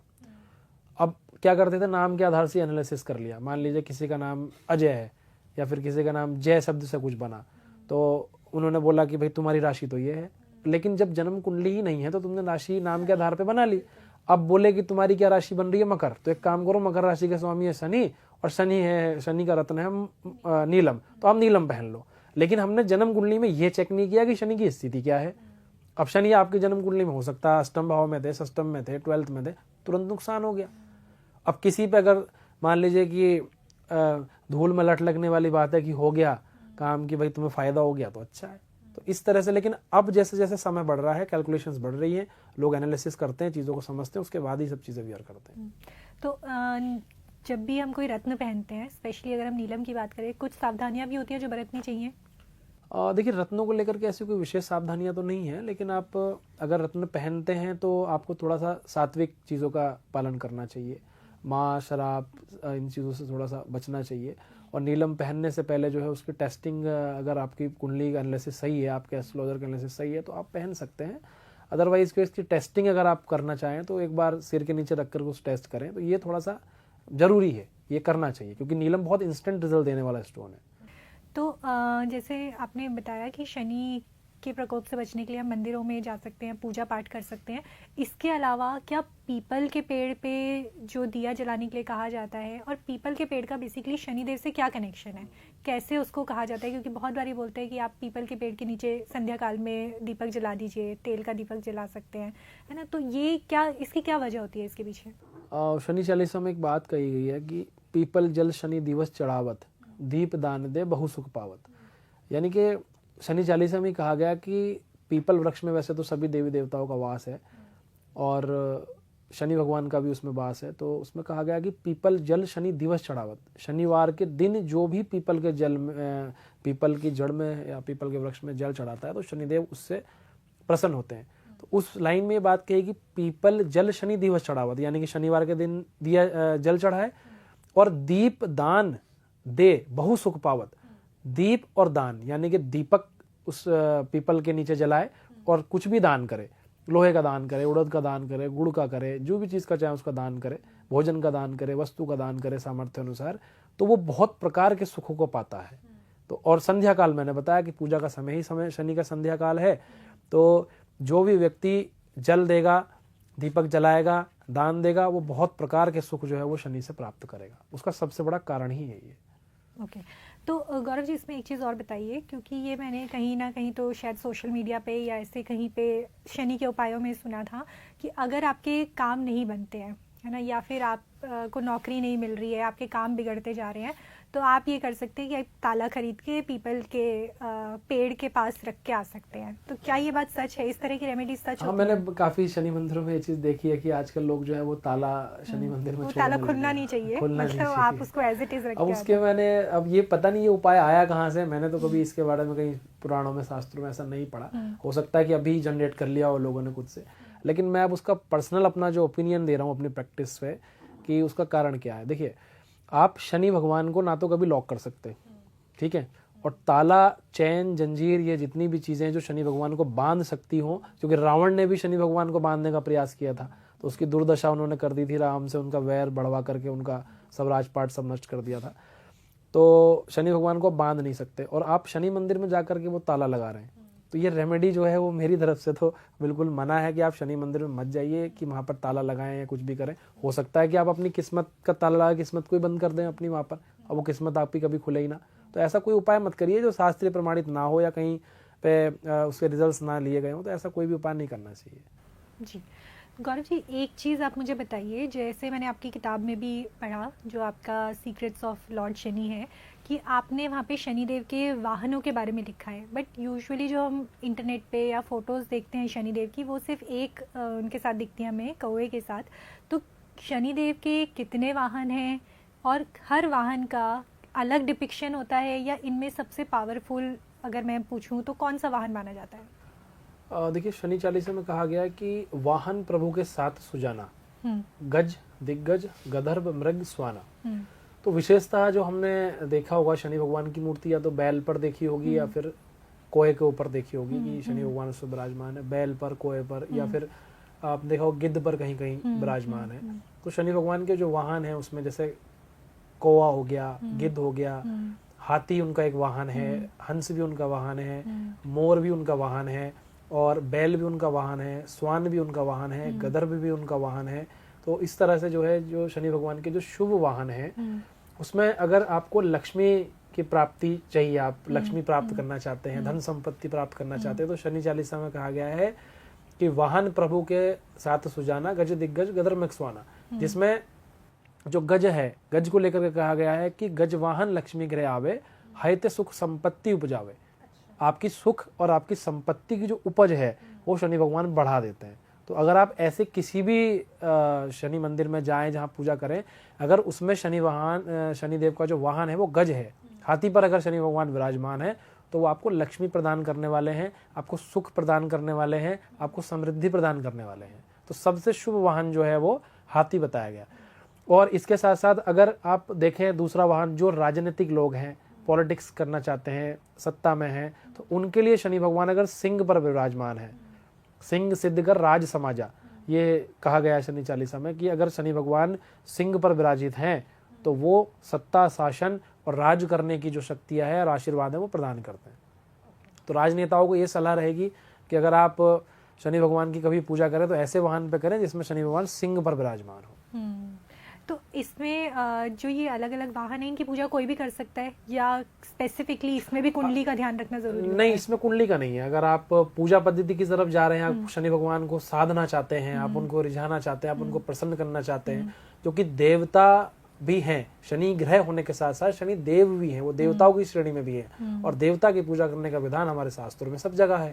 तो आप देवता की पूजा भी कर सकते हैं। तो अब आप उनसे किस तरह का रिजल्ट चाहते हैं, आप क्या चाहते हैं? मान लीजिए आपकी पत्रिका ही नहीं है, आपकी जन्म कुंडली आपको अवगत ही नहीं है, आपको पता ही नहीं है मेरी जन्म पत्रिका क्या है, और मुझे राजनीति करनी है, मुझे धनलक्ष्मी चाहिए, मुझे और कुछ कार्य करना है, तो आप उस समय पे आप जो है ये वाहन चूज करके निर्धारित कर सकते हैं कि मुझे किस वाहन की, जैसे मान लीजिए मुझे धन संपत्ति की आवश्यकता है तो मैं शनि भगवान के उस वाहन की पूजा करूं जो लक्ष्मी पर विराजित हो। मुझे राजनीति में करियर बनाना है, आगे जाना, तो जो सिंह पर विराजमान है मैं उसकी पूजा करूं। मुझे न्याय का कोई कार्य करना है, मुझे कोई नौकरी करनी है, तो आप कोए पे विराजमान शनि की पूजा करें। आप बैल पर शनि की पूजा जो है वो मैं ज़्यादातर इसलिए लोगों को मना भी करता हूँ कि बैल पर शनि भगवान जो है वो दंड अधिकारी के रूप में कार्य करते हैं, दंड देने का कार्य करते हैं। तो शनि चालीसा में ये भी कहा गया है कि जब आवहीं प्रभु स्वान सवारी, चोरी आदि होए डर भारी, यानी कि जब भी शनि भगवान स्वान पर बैठ करके आएंगे तो आपके घर में चोरी का डर बनेगा। तो स्वान पर भी अवॉइड करना चाहिए कि स्वान पर शनि भगवान की पूजा ना करें। और अगर कोशिश करें कि आपको शुभ फल अगर चाहिए, धन लक्ष्मी चाहिए, तो आप हाथी पर बैठे शनि भगवान की पूजा करें, गिद्ध पर बैठे शनि भगवान की पूजा करें, या फिर जो है सिंह पर बैठे ही करें, मोर पर बैठे ही करें, हंस पर बैठे करें। और हंस पर जब भी शनि भगवान बैठते हैं तो वो प्रेम का प्रतीकात्मक रूप बनाते हैं, शांति का संदेश प्रदत्त करते हैं, समाज में, मनुष्य में शांति रहे। तो अगर आप हंस पर बैठे शनि की भी पूजा करेंगे तो आपको मानसिक शांति, आपसी प्रेम, सौंदर्य की प्राप्ति आपको होगी। तो ये कह सकते हैं कि जो भी लोग अपनी लव लाइफ में या अपने पर्सनल रिलेशनशिप में थोड़े से डिस्टर्ब है, तो वो अगर शनिदेव की हंस पे बैठी हुई प्रतिमा की पूजा करते हैं तो उनके लिए वो अच्छा रहेगा। हाँ, बिल्कुल उनको अच्छे रिजल्ट्स उसमें मिलेंगे। कि शनि भगवान अगर हंस पर विराजित ऐसी कोई मूर्ति आपको दिखती है, ऐसा कोई मंदिर है जहाँ पर आप चाहते हैं कि मेरे प्रेम संबंध अच्छे रहें, मेरी पत्नी में, मेरे में खटपट कम हो, या शनि भगवान की वजह से ऐसा कुछ लग रहा है, तो हंस पर बैठे शनि भगवान की आप पूजा करेंगे तो आपको डेफिनेटली आपको अच्छे रिजल्ट्स मिलेंगे जी। और पूजा में शनि भगवान की जो पूजा है उसमें सबसे इम्पोर्टेंट चीज़ ये है कि आप ज़्यादातर शनि मंदिरों में देखते होंगे, मैंने भी बहुत बार अपनी बहुत सारी वीडियोस में भी ये चर्चा की है कि लोग शनि भगवान को प्लास्टिक बोतल से तेल चढ़ाते हैं। अब भगवान शिव को आप लोटे से, तांबे से, या भी जो भी आप पात्र यूज करते हो उनसे जल चढ़ाते, तो शनि भगवान को भी तो देवता हैं, उनको आप प्लास्टिक की बोतल से तेल नहीं चढ़ाना चाहिए। आप जब भी चढ़ाएं तो अपने घर से शुद्ध सरसों का तेल लेकर के जाएं और स्टील के किसी बर्तन में या लोहे के धातु में, लोहे के पात्र में जो है वो सरसों का तेल लेके जाएं और उनमें अपनी उंगलियां लगा करके शनि भगवान के चरणों में उनको लगाना चाहिए, उनके कंधे पर लगाना चाहिए, उनके चेहरे पर जो है लगाना चाहिए। इस तरह से साइड में खड़े होकर के उनके चरणों में तेल लगाना चाहिए, तो शनि भगवान उससे प्रसन्न होते हैं। अब आजकल के समय में क्या है कि आदमी ने 1-1.5 लीटर की सरसों के तेल की बोतल खरीदी और शनि भगवान के सिर पे ऐसे पूरी पलटनी शुरू कर दी। तो ये कोई विधान नहीं है। आपको अगर उनको तेल चढ़ाना है तो तेल चढ़ाने का कोई विधान नहीं है, तेल लगाने का विधान है। कि उसके पीछे भी कथा कही गई है कि हनुमान जी ने और उनके बीच में जो युद्ध हुआ तो शनि भगवान को घाव हुए, फिर हनुमान जी ने उनको तेल लगाया ताकि उनके घाव में उनकी पीड़ा कम हो। तब से प्रचलन हुआ कि शनिदेव को जो भी उनकी पीड़ा के समय में सरसों का तेल लगाएगा तो उनको पीड़ा में राहत मिलेगी, तो वो आपको भी राहत देंगे। तो इसीलिए तेल जो है लगाने वो का सही प्रोसेस क्या होता है? पैरों से शुरू करते हुए या जो आपने बोला कि कंधों से शुरू करते हुए? सबसे अच्छा जो तेल लगाने का जो प्रोसेस है, आप कटोरी में लोहे के पात्र में तेल लीजिए और उसको अपनी तीनों उंगलियों पर स्पर्श करके शनि भगवान की उंगलियों पे, उनके चरणों में उसको लगाइए और फिर पैरों से लेकर के उनके कंधों की तरफ लगाना चाहिए, फिर उनके यहाँ सिर पर तेल लगाना चाहिए, जिससे शनि भगवान प्रसन्न हो। और अगर किसी शनि मंदिर में शनिदेव शिला स्वरूप में है, दो तरह की मूर्तियां हैं, एक शिला स्वरूप में है, दूसरे जो है वो प्रतीकात्मक मूर्ति स्वरूप में है। तो जो मूर्ति के स्वरूप में है उनमें उनकी अंग और भंग महिमा आपको दिखाई देगी, तो आप वहां पर उनका तेल लगा करके पूजन कीजिए। और अगर आपको दिखता है कि वो शिला स्वरूप में है तो आप लोहे के पात्र में लेकर के तेल एक तरह से समर्पित कर सकते हैं। जिस प्रकार से आप शिवलिंग के ऊपर जल ऊपर से चढ़ाते हैं, तो आप शिला में वो तेल चढ़ा सकते हैं। तो गौरव जी, इसमें एक चीज़ बताइए, जिससे ये भी अब वही बात है कि हम इंटरनेट में और सोशल मीडिया से इतना घिरे हुए हैं कि हम कुछ ना कुछ चीज़ें ना चाहते हुए भी हमें सुनाई देती हैं और दिखाई देती हैं। तो उसमें एक चीज़ है कि जब भी शनिदेव को किसी पात्र से तेल चढ़ाया जाता है तो उस पात्र को घर के अंदर नहीं लेके आना है, उसे बाहर रख दीजिए। क्या ये बात सच है? ये कितनी सच? हाँ, ये बात बिल्कुल सही है। अच्छा। कि आप पात्र तो छोड़िए, आप शनि मंदिर से आपको कुछ भी चीज़ लेकर के नहीं आनी चाहिए। शनि मंदिर में क्या होता है, ज़्यादातर लोग अपनी पनौतियाँ, अपनी परेशानियाँ शनि भगवान को छोड़ करके आते हैं कि ये मेरी परेशानियाँ। आपने सुना होगा कि सरसों के तेल का छाया दान लोग वहाँ पर करते हैं, तो वो पात्र भी वहाँ छोड़ने का विधान है कि आप वो पात्र भी वहाँ पर छोड़ दें। और मान लीजिए आप कोई लोहे का पात्र वहाँ से ले आए और वो किसी का उतारा हुआ शनि था या फिर किसी की उतरी हुई 7.5 थी या कोई उसने उपाय करके वहाँ रखा, वो पात्र आप ले आए, तो वो साक्षात आप क्रूर ग्रह को, शनि को अपने घर में लाएंगे, वो आपको नुकसान देगा। दूसरा, मैंने आजकल एक चीज़ और देखी, कुछ प्रचलन बना लिया लोगों ने कि शनि मंदिर जाएंगे तो वो उनके चरणों से तेल लेकर के उसका तिलक लगाने लग जाएंगे। आदमी, मान लीजिए कि कोई मनुष्य शनि की पीड़ा से परेशान है, उनको किसी पंडित या ज्योतिषी ने सलाह दी कि आप जो है शनि भगवान को अपना छाया देख करके, अपना चेहरा उस तेल में देख करके शनि भगवान को अर्पित कीजिए, यानी कि अपना एक छाया, अपनी परेशानियां, अपनी पनौती आप उनको दान कर दीजिए। और आपने वो लगा ली अपने माथे, तो आप वो परेशानियां दूसरों की भी अपने साथ लेकर के आ रहे हो। अच्छा।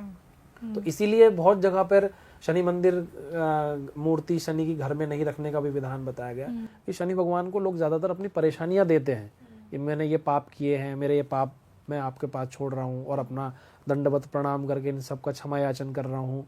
तो वो दूसरों के पाप आप अपने माथे लेकर के मत आइए। तो आपकी बातों से गौरव जी एक चीज़ समझ में आ रही है कि शनि देव बहुत ही इंस्टेंट सब चीज़ें कर देते हैं, चाहे वो रिजल्ट देना हो, चाहे वो आपके साथ चलना हो या फिर आपको प्रोटेक्ट करना हो, वहाँ शनिदेव इंस्टेंटली आपके साथ रहते हैं। बिल्कुल इंस्टेंट एकदम जी। अगर आपको कोई परेशान करता है, शनिदेव आपको इंस्टेंट प्रोटेक्शन देंगे। अगर आप उनके डिवोटी हो, उनके लिए भक्त हो, आप उनके प्रति श्रद्धा रखते हैं, तो आपको वो तुरंत प्रोटेक्शन देंगे। और आप कोई ऐसा काम कर रहे हैं जो शनि के विरुद्ध है, तो आज न कल आपको शनि के दंड भोगना ही पड़ेगा। ठीक है। तो गौरव जी, अगले साइन की तरफ चलते हैं, जो कि है वृश्चिक राशि। वृश्चिक राशि के लिए गोचर जो है वो कैसा रहेगा? वृश्चिक राशि के लिए जो अभी गोचर है वो कुल मिलाकर के अच्छा है। उनको करियर वाइज बहुत अच्छी ग्रोथ मिलेगी, हेल्थ वाइज भी इम्प्रूवमेंट। अगर किसी को कुछ इश्यूज हैं हेल्थ के, तो वृश्चिक राशि के लिए बहुत अच्छा देखने को मिलेगा। और वृश्चिक राशि को और अच्छे अगर रिजल्ट चाहिए तो वो हनुमान जी का चोला चढ़ाना या फिर हनुमान जी को पान का बीड़ा का अगर भोग लगाए मंदिर में, तो उससे बहुत अच्छे लाभ होंगे। शनि मंदिर अगर जाना चाहें तो वेल एंड गुड, जा सकते हैं, पूजा कर सकते हैं। और नहीं जाना जाते हैं तो ऐसी कोई ज़रूरी आवश्यकता नहीं है। तो शनि देव को लेकर गौरव जी एक चीज़ और जो बहुत क्लियरली हमारे पूरे डिस्कशन में निकल के आ रही है कि शनि देव जो है वो बहुत छोटी छोटी चीज़ों से खुश हो जाते हैं। आपके कर्मास क्या है, आप कोई महंगी चीज़ें उनको नहीं चाहिए बिल्कुल, और कोई बहुत आडंबर उन्हें नहीं चाहिए। आप जाके गरीबों की सेवा कर दो, वो भी उनके लिए, उससे भी वो खुश हो जाते हैं। आपने श्रम दान कर दिया, वो उससे भी खुश हो जाते हैं। तो देखा जाए तो शनि को शायद एक क्रूर ग्रह तो चलिए वो जो है, पर उनको एक तरह से बहुत ही नेगेटिव पर्सनालिटी की तरह दिखाया जाता है। लेकिन जो भी आपने अभी तक उनके उपाय बताए, जो भी आपने उनसे जुड़ी हुई चीज़ें बताई, उसको देखकर लगता है कि उन्हें मनाना भी बहुत ईजी होता है। बिल्कुल बिल्कुल, आप बस अपने कर्म अच्छे रखिए और आपसे जाने अनजाने में कोई गलती हो गई है तो उसके लिए माफ़ी याचन कीजिए और भविष्य में उसको कभी मत रिपीट करिए। शनि भगवान के प्रति श्रद्धा रखिए, विश्वास रखिए, किसी का भी अपमान मत करिए। शनि भगवान का जहाँ भी किसी ने अपमान किया उसको भारी दंड भोगना पड़ा, और शनि भगवान के भक्त का भी जिसने अपमान किया उसको भारी दंड भोगना पड़ा। तो सबसे पहले किसी का भी अहित, अपमान, किसी को भी हर्ट मत कीजिए। अपने कर्म अच्छे रखिए, तो शनि भगवान इसी से ही प्रसन्न है। उनको आपसे कोई दान दक्षिणा ये सब चीज़ों की कोई आवश्यकता नहीं है।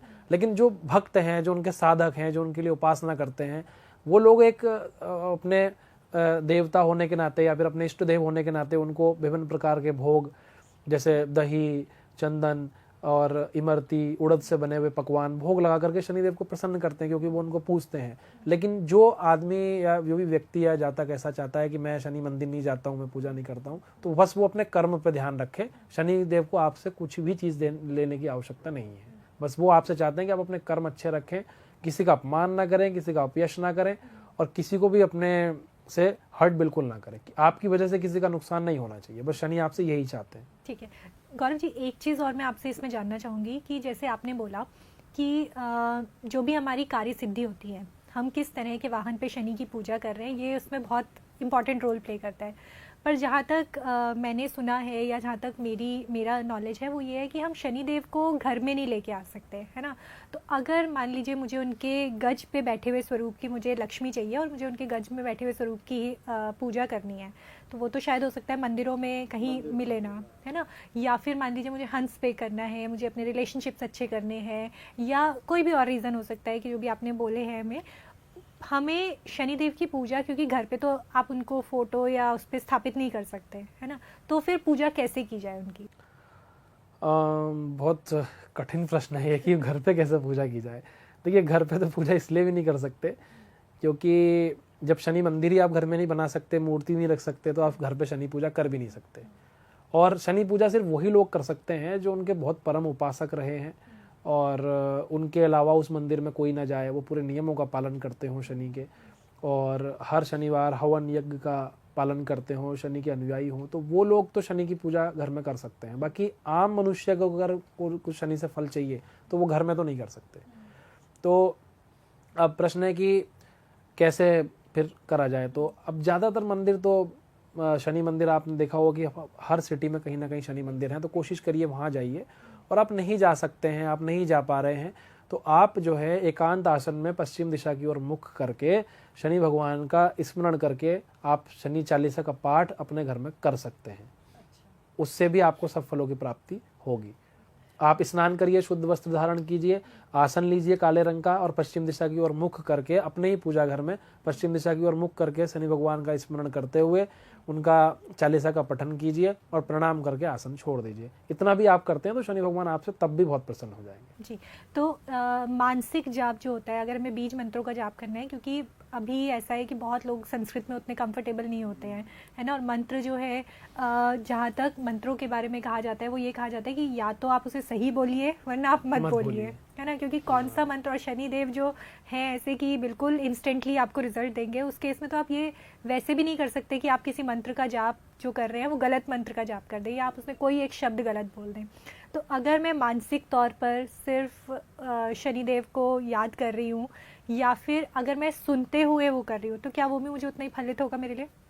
बहुत अच्छा प्रश्न है आपका कि अगर आप शनि भगवान का पूजा नहीं कर पा रहे हैं और आप मानसिक करना चाहते हैं, तो शनि भगवान के 10 नामों जो हैं वो बहुत महत्वपूर्ण हैं कि आप उनका मानसिक जाप करना चाहते हैं और संस्कृत आपकी अच्छी नहीं है, आप मंत्र में गलतियां कर रहे हैं, तो ओम शम शनिश्चराय नमः कर सकते हैं।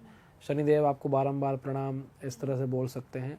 और शनि भगवान के 10 नाम हैं, शौरी मंद शनि दशनामा, इस तरह से शनि चालीसा में भी आप पढ़ेंगे तो शनि भगवान के अलग अलग 10 नामों का वर्णन किया गया है कि आप सौरी हैं, सौरी मंद है, महामंदाय नमः, इस तरह से उनके 10 नाम अलग अलग दिए गए। तो उनका भी आप एक स्मरण करते हैं प्रातःकाल उठ करके।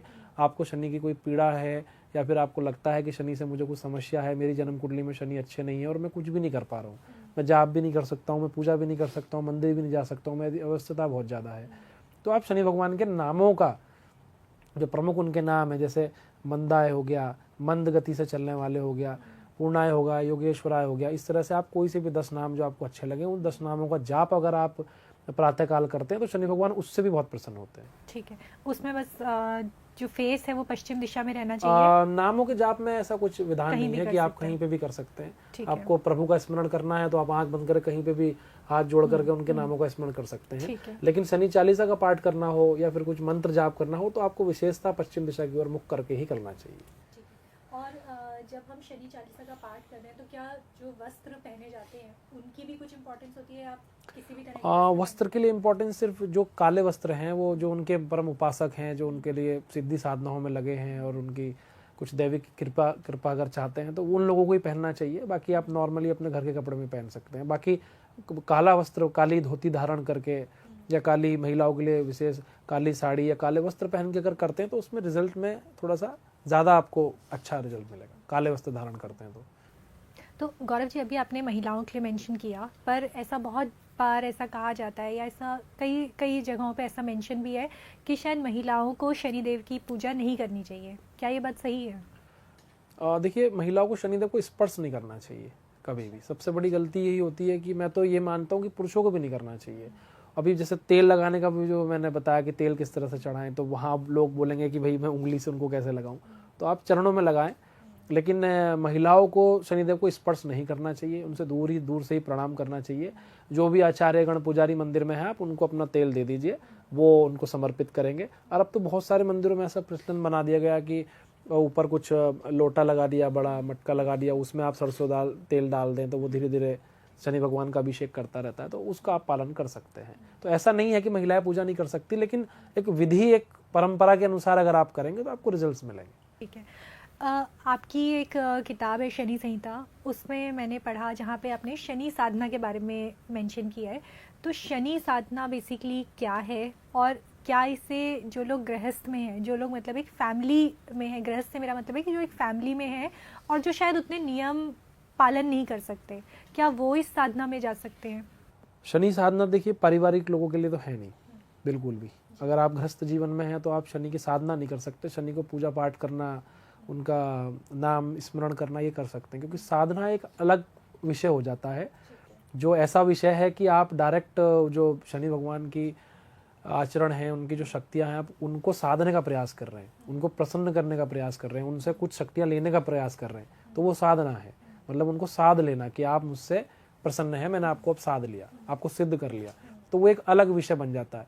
उसके बहुत सारे नियम हैं कि जातक को एकदम पूर्ण तरह से सात्विक रहना पड़ेगा, नियम से हवन पूजन, और जो शनि भगवान के यंत्र हैं उनका अभिषेक, शनि भगवान का अभिषेक इस तरह से करना, और करोड़ों की संख्या में जो शनि के बीज मंत्र हैं, तांत्रोक्त मंत्र हैं, उनका जाप करके और उन मंत्रों की दीक्षा लेने के बाद आप उस मंत्रों का अगर जाप करेंगे तो आपको फिर शनि भगवान का आशीर्वाद विशेषता प्राप्त होगा। तो वो घर गृहस्थी वाले व्यक्ति का तो मुश्किल है, क्योंकि मैं समझता हूँ कि आदमी आज के समय में तो पालन नहीं कर पाएगा, कहीं ना कहीं मिस्टेक होगी। और शनि के केस में मैं किसी को भी ये सलाह नहीं देता कि आप कहीं पे कुछ भी मिस्टेक करो, क्योंकि इंस्टेंट रिजल्ट मिलेगा, नुकसान होगा, फिर वो 10 जगह कहेगा कि मैंने जब से किया मेरा नुकसान हो गया। तो अच्छे गुरु के संरक्षण में जो आपको पूरी तरह से मार्गदर्शित करे, तभी आप जो है वो शनि की साधना की ओर बढ़ सकते हैं। और ये दोनों कर सकते हैं, पुरुष और महिलाएं दोनों साधना में जा सकते हैं अगर वो गृहस्थ आश्रम में नहीं है तो? हाँ, या इसमें भी नियमों का पालन? इसमें वैसे तो मैंने अभी तक देखा नहीं है कि ऐसा कुछ है, पर कर सकते हैं, दोनों लोग भी साधनाएं शनि की कर सकते हैं। लेकिन वही है कि अपने नियम के अनुसार आपको बिल्कुल चलना पड़ेगा। कर सकते हैं। तो अगर हम शनि देव को बाकी ग्रहों के साथ देखें, या फिर हम ये पूछें कि जैसे शनि देव हैं तो क्रूर ग्रह में काउंट होते हैं वो, है ना, सबके साथ दोस्ती भी नहीं है, तो इस तरह के उसमें अगर राहु केतु भी इस साल गोचर करने वाले हैं, गुरु इस साल गोचर करने वाले हैं, तो ये 4 बड़े गोचर जो इस साल होने वाले हैं, ये कैसा रहने वाला है और शनि का सबसे ज़्यादा क्या इन पे इम्पैक्ट रहने वाला? देखिए, राहु केतु का तो सबसे बड़ा है कि इनके जो कमांडिंग ऑफिसर हैं वो शनि भगवान ही है। शनि देव जैसा बोलेंगे वैसे ही राहु केतु करेंगे। लेकिन ये भी एक बहुत मेजर ट्रांजिट है कि गुरु का भी गोचर है और राहु का भी गोचर है और शनिदेव का भी गोचर अब स्टार्ट होने वाला है। तो ओवरऑल तो ऐसा कोई प्रॉब्लमेटिक नहीं है, क्योंकि शनिदेव का जो गोचर है वो अब अपनी दोनों राशियां छोड़ चुके हैं, अपनी अलग राशि में वो प्रवेश करने वाले हैं। और राहु के जो गोचर हैं वो तो आप देख ही रहे हैं कि बहुत ज़्यादा परिवर्तन अभी देंगे। लेकिन ये मार्केट में, शेयर मार्केट में और थोड़ा सा फाइनेंशियली थोड़ा सा प्रॉब्लम कर सकते हैं, बाकी पीसफुल रहेगा, ऐसा कोई ज़्यादा प्रॉब्लम नहीं रहेगी। तो जैसे राहु को माना जाता है कि वो एआई, सोशल मीडिया, इन सब का बहुत कारक ही वही माना जाता है ना, और अभी राहु जो है वो ट्रांजिट भी कर रहे हैं। एआई की मार्केट या एआई की दुनिया हम देखें तो वो धीरे धीरे ग्रो करना स्टार्ट कर रही है। एस्ट्रोलॉजी पर एआई का क्या इम्पैक्ट रहने वाला है? एस्ट्रोलॉजी पे तो बहुत इंपॉर्टेंट इफेक्ट एआई का पड़ना चाहिए, क्योंकि एआई के अकॉर्डिंग अब एस्ट्रोलॉजी बेस हो जाएगी आने वाले समय में। आप देखेंगे 5 से 6 साल में, 10 सालों में तो टोटली एआई बेस्ड हो जाएगा। अब जो नई युवा जनरेशन है, नए लोग हैं, तो अब क्या होता है कि जनरली अब हर आदमी के पास मोबाइल है, छोटा छोटा बच्चा भी अब एआई समझने लग गया कि अब एआई से ये करना है। तो अगर मान लीजिए कि मैं एस्ट्रोलॉजी में बिलीव नहीं करता हूँ या कोई भी नहीं करता है, कुछ मानता नहीं है, पर वो पर्सनली जो है वो कहीं ना कहीं चीज़ें चेक करेगा कि यार मैं आज ना बहुत ज़्यादा ऑफिस में मेरे को डांट पड़ी है, मेरे पास पैसे नहीं बच रहे हैं, मेरे को दिक्कत हो रही, तो वो कहीं ना कहीं सोचता है कि मेरे साथ हो क्यों रहा है ऐसा। तब वो कहीं पर पढ़ता है या वीडियो में सुनता है कि इस ग्रह का गोचर से ऐसा हुआ, वैसा हुआ, इस वजह से हो रहा है, तो वो एआई पे, गूगल पे कहीं ना कहीं सर्च करेगा और उसने 1% भी उसको एक्यूरेसी दे दी एआई ने कि भाई शनि का गोचर चेंज होने से, राहु का गोचर चेंज होने से इस तरह की दिक्कतें आ सकती हैं, और वही दिक्कत उसको आ रही है, तो उसका एक फेथ डेवलप हुआ। अब वो पर्सन क्या करेगा और फर्दर रिसर्च करेगा, वहां पर एआई उसको इतना एक्यूरेसी दे नहीं पाएगा। वो इसलिए नहीं दे पाएगा क्योंकि अभी इतना डेटा जो है वो एआई के पास है नहीं कि वो अपनी एक्यूरेसी एस्ट्रोलॉजी के अकॉर्डिंग दे। तो वो पर्सन क्या करेगा, एस्ट्रोलॉजर्स को ढूंढेगा, उनसे बात करेगा, उनसे सलाह लेगा, तब उसको वो चीज़ इंप्रूवमेंट और उसका फेथ उसमें डेवलप होगा। तो आने वाला समय जो है वो एआई एस्ट्रोलॉजी को और ज़्यादा बूस्टिंग करेगा। तो गौरव जी, इसमें अगर इसको आप थोड़ा सा और इस पे प्रकाश डाल सकें कि एआई और एस्ट्रोलॉजी, अभी तो ठीक है ये, क्योंकि एआई उतना डेवलप नहीं है एस्ट्रोलॉजी की फील्ड में, लेकिन आगे आने वाले टाइम पे मान लीजिए मैं एक एस्ट्रोलॉजर हूँ, मैं 50 किताबें पढ़ पाऊँगी या 500 पढ़ लूँगी, लेकिन एआई की तो कोई लिमिट नहीं है ना। एआई तो कितनी भी पढ़ सकता है, उसके लिए तो वो बस कुछ मिनटों और घंटों का काम है कि उसने किताबें पढ़ ली। ऐसे समय में जब एआई खुद को पूरी तरह से डेवलप कर लेगा, क्या एस्ट्रोलॉजी और टेक्नोलॉजी साथ साथ चल पाएंगे या एस्ट्रोलॉजर्स कहीं पे बैक सीट पर चले जाएंगे? नहीं, देखिए एस्ट्रोलॉजर्स तो बैक सीट पर नहीं जा सकते कभी भी, क्योंकि एआई जो है वो एक ह्यूमन बेस्ड टेक्नोलॉजी है, आर्टिफिशियल है और इंटेलिजेंस है वो। तो इंटेलिजेंस है तो भाई मैंने मान लीजिए कि कुछ बुक्स शनिदेव के ऊपर लिखी, तो वो ऑनलाइन भी अवेलेबल्स हैं उनकी पीडीएफ। अब एआई ने वो डेटा वहाँ से फैच किया और जितनी इन्फॉर्मेशन मैंने उसको दी वही इन्फॉर्मेशन उसके पास है, तो वो क्या करेगा, उससे रिलेटेड आपने कुछ भी सर्च किया तो वो मेरे डेटा से फैच करके आपको शो करेगा। ठीक है, तो रिसर्च तो हमारे ऋषि मुनियों ने जो की है उसका डेटा ही बस एआई रीड कर सकता है। एआई अपने से कुछ भी डेवलप नहीं कर सकता, क्योंकि astrology is a divine power, और वो डिवाइन पावर जो है वो द ब्लेसिंग्स ऑफ गॉड से ही मिलती है। हमारे इतने सारे ऋषि मुनि जिन्होंने, जैमिनी ऋषिज ने कितने सारे सूत्र दिए एस्ट्रोलॉजी की, ये सब चीज़ें बताई। तो हम लोग क्या कर सकते हैं, आज वो समय कुछ और था, अब समय कुछ और है, टेक्नोलॉजी बढ़ रही है, तो उसमें हम एस्ट्रोलॉजर्स की जिम्मेदारी है कि उसको टेक्नोलॉजी के अकॉर्डिंगली डेवलप करें, एआई को दें, ताकि एआई जो है उसमें हमारी कैलकुलेशंस और हमारे समय की बचत करे। ठीक है। तो गौरव जी, इसके साथ हम अपनी अगली राशि पे बढ़ते हैं, जो कि है कुंभ राशि। कुंभ राशि भी शनिदेव की राशि मानी जाती है, लेकिन कुंभ राशि पे इस गोचर का क्या प्रभाव रहने वाला है? कुंभ राशि देखिए वैसे भी और शनि की स्वयं की राशि है, और कुंभ राशि के जातकों के लिए समय थोड़ा सा अनुकूल है, और नया कुछ अगर करने की सोच रहे हैं कुंभ राशि वाले तो बिल्कुल कर सकते हैं, आगे बढ़ सकते हैं।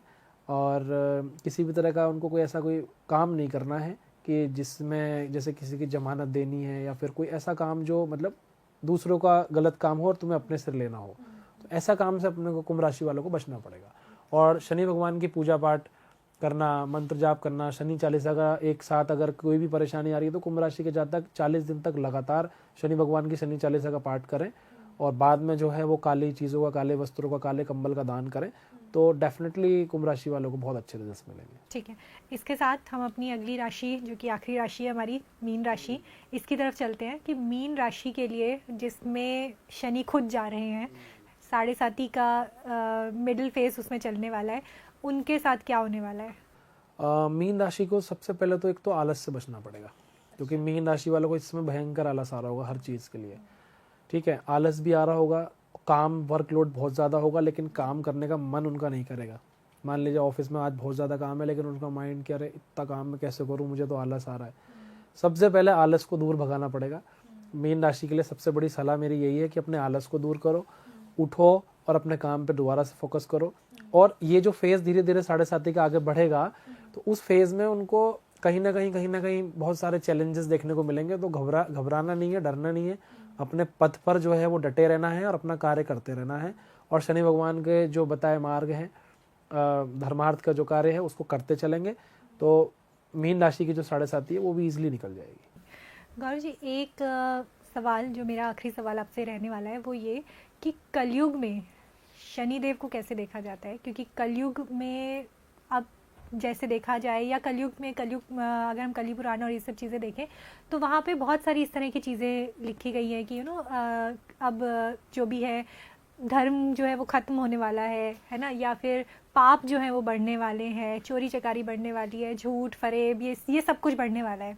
शनिदेव तो टोटली अपोजिट है ना, वो तो न्याय करेंगे। आपने झूठ बोला तो वो न्याय करेंगे, आपने कोई गलत काम किया तो वो आपके साथ न्याय करेंगे, कोई पाप कर्म किया तो वो आपको न्याय देंगे। तो कलयुग में शनिदेव को कैसे देखा जाए?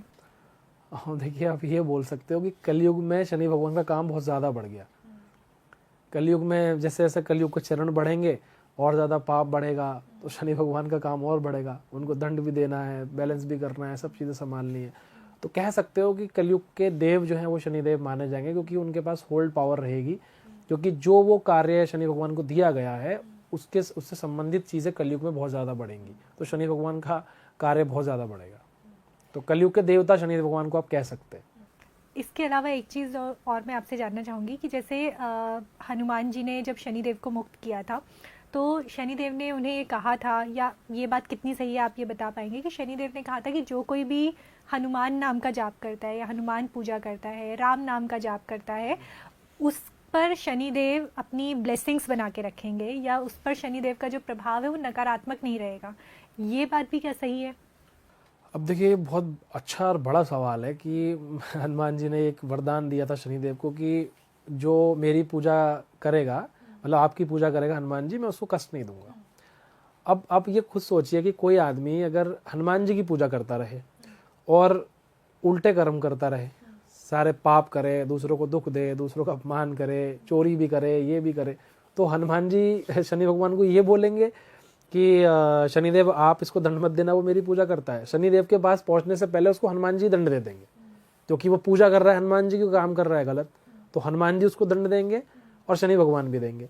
लेकिन जो ऐसे व्यक्ति हैं कि उनके कर्म बहुत अच्छे हैं, वो सात्विक रास्ते पे हैं, आचरण बहुत अच्छा है और पूरी तरह से धर्म कार्य में लगे हैं, धर्मार्थ में, परमात्मा की सेवा में लगे हैं, परमार्थ सेवा में लगे हैं, तो और हनुमान जी के साधक हैं, तो वो कभी गलत वैसे भी नहीं करते।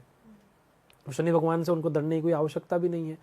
फिर भी कई जगह पे शनि के उपायों में ये चीज़ बताई जाती है कि आपने अपनी गलतियों के लिए या फिर जो भी आपने गलत किया उसका प्रायश्चित आपने किया और आप शनि भगवान के उपाय करते हैं, तो कहीं पे ये सलाह दी जाती है कि आप हनुमान जी के पास भी जाइए, उनको भी श्रृंगार दीजिए, चोला दीजिए, उनके भी आचरणों का पालन कीजिए, क्योंकि हनुमान जी जो हैं वो हमारे सनातन धर्म में एक ऐसा मैसेज देते हैं, जो सबसे बड़ा भक्त है, एक राम भक्त, उनकी भक्ति, उनका डेडिकेशन को देखते हैं। तो जो हनुमान जी की पूजा करता है उसको सबसे पहले तो देखना चाहिए, हनुमान जी से सीखना चाहिए कि उन्होंने अपने प्रभु के लिए कितना डेडिकेशन रखा।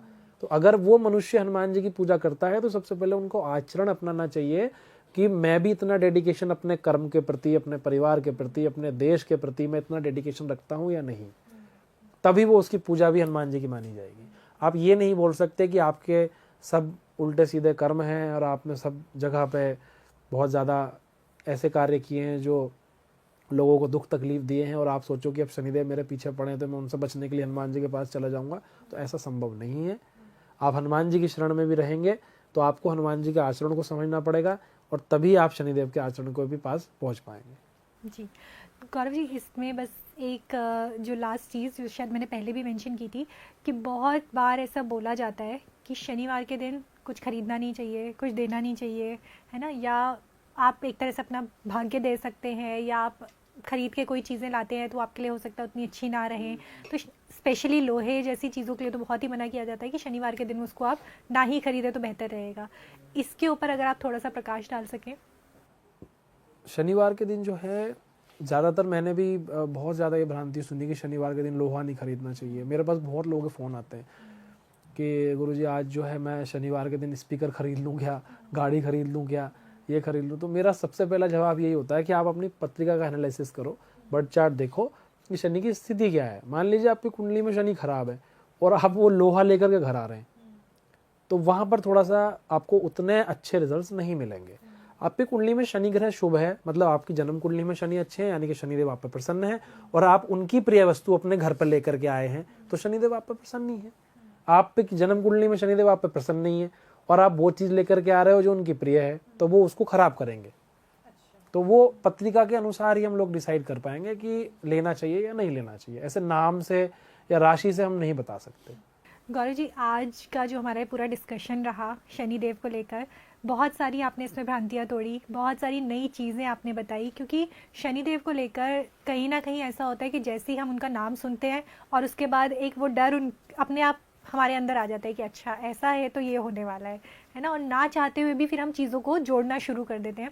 पर आज का ये जो पूरा का पूरा डिस्कशन रहा, पूरा का पूरा पॉडकास्ट रहा, यहाँ पे आपने हमें बहुत नई नई चीज़ें बताई, जिसके थ्रू मैं ये समझ पाई हूँ कि शनिदेव जो है वो सिर्फ नकारात्मक नहीं है, उनका एक सकारात्मक पहलू भी है।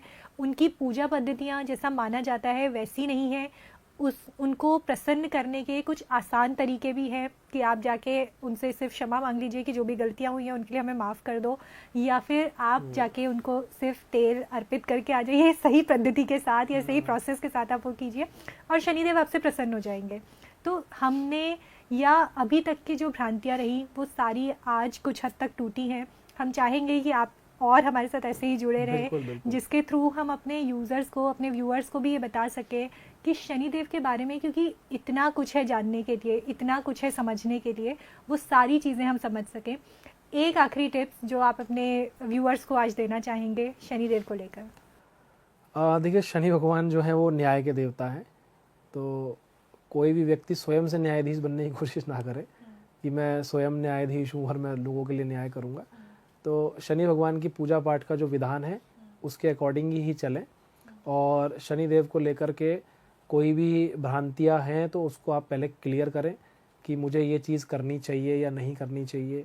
क्योंकि लोग क्या है कि बहुत कम जानकारी के अभाव में आकर के कुछ भी शनि भगवान के लिए उल्टा सीधा बोलते हैं, उल्टी सीधी रेमेडियाँ कर लेते हैं, कुछ भी उपाय कर लेंगे, तो उससे उनका नुकसान होता है। तो सबसे बड़ा टिप मेरा यही है कि आप जो भी जानकारी करें पहले उसका अच्छे से कलेक्शन करें, कलेक्ट करें कि वो सही है या गलत है, उसके बाद ही उसको शनिदेव को लेकर के अप्लाई करें। यानी कि मौखिक रूप से भी हम जो चीज़ें बोलते हैं वो कहीं ना कहीं हमारे कर्मों को इफेक्ट करती है। बिल्कुल करती है। आप किसी को गलत बोलेंगे तो शनि भगवान की नज़र उस पर भी है कि आप क्या बोलना चाह रहे हैं। आप किसका अपयश कर रहे हैं, किसी का अपमान कर रहे हैं, तो शनि भगवान उस पर भी नज़र रखते हैं। तो सबसे बड़ी टिप यही है कि अपना आचरण जो है वो आप सबसे अच्छा रखिए, जितना हो सके ज़रूरतमंदों की मदद करिए और अपने कर्म के प्रति लॉयल रहिए। शनि भगवान लॉयल्टी और डिसिप्लिन के बहुत ज़्यादा देवता मान लो एक तरह से उनको, कि वो बहुत अनुशासित है, उनको अनुशासन बहुत पसंद है। जो भी व्यक्ति अनुशासित है, अपने कार्य में पूरा 100% डेडिकेशन देता है, शनि भगवान उसको कभी परेशान नहीं करते, उसके रास्ते को और सुगम ही बनाएंगे। ठीक है गौरव जी, तो आज का जो ये हमारा पॉडकास्ट है ये बहुत ही इंटरेस्टिंग रहा, बहुत एंटरटेनिंग रहा, बहुत नॉलेजेबल रहा, और मैं चाहूँगी कि हम ऐसे ही और कनेक्ट करें ताकि हम बहुत सारी चीज़ें जो जानकारियाँ हैं वो लोगों तक पहुँचा सकें, इंटरनेट ज्ञान के अलावा सही ज्ञान को सही तरीके से पहुँचा सकें। इसके लिए आपका बहुत बहुत धन्यवाद। और मैं अपने व्यूअर्स से रिक्वेस्ट करूँगी कि अगर आप हमारा आज का ये पॉडकास्ट देख रहे हैं तो हमें फॉलो ज़रूर करें। आप अगर गौरव जी की किताबें पढ़ना चाहते हैं तो वो आपको अमेज़ॉन पर या हर तरह के सोशल मीडिया पे वो अवेलेबल है। आप वहाँ से वो किताबें ले सकते हैं, सही ज्ञान को पढ़ सकते हैं और सही ज्ञान को जान सकते हैं। तो गौरव जी, आपको बहुत बहुत धन्यवाद हमारे साथ जुड़ने के लिए। जय श्री शनि।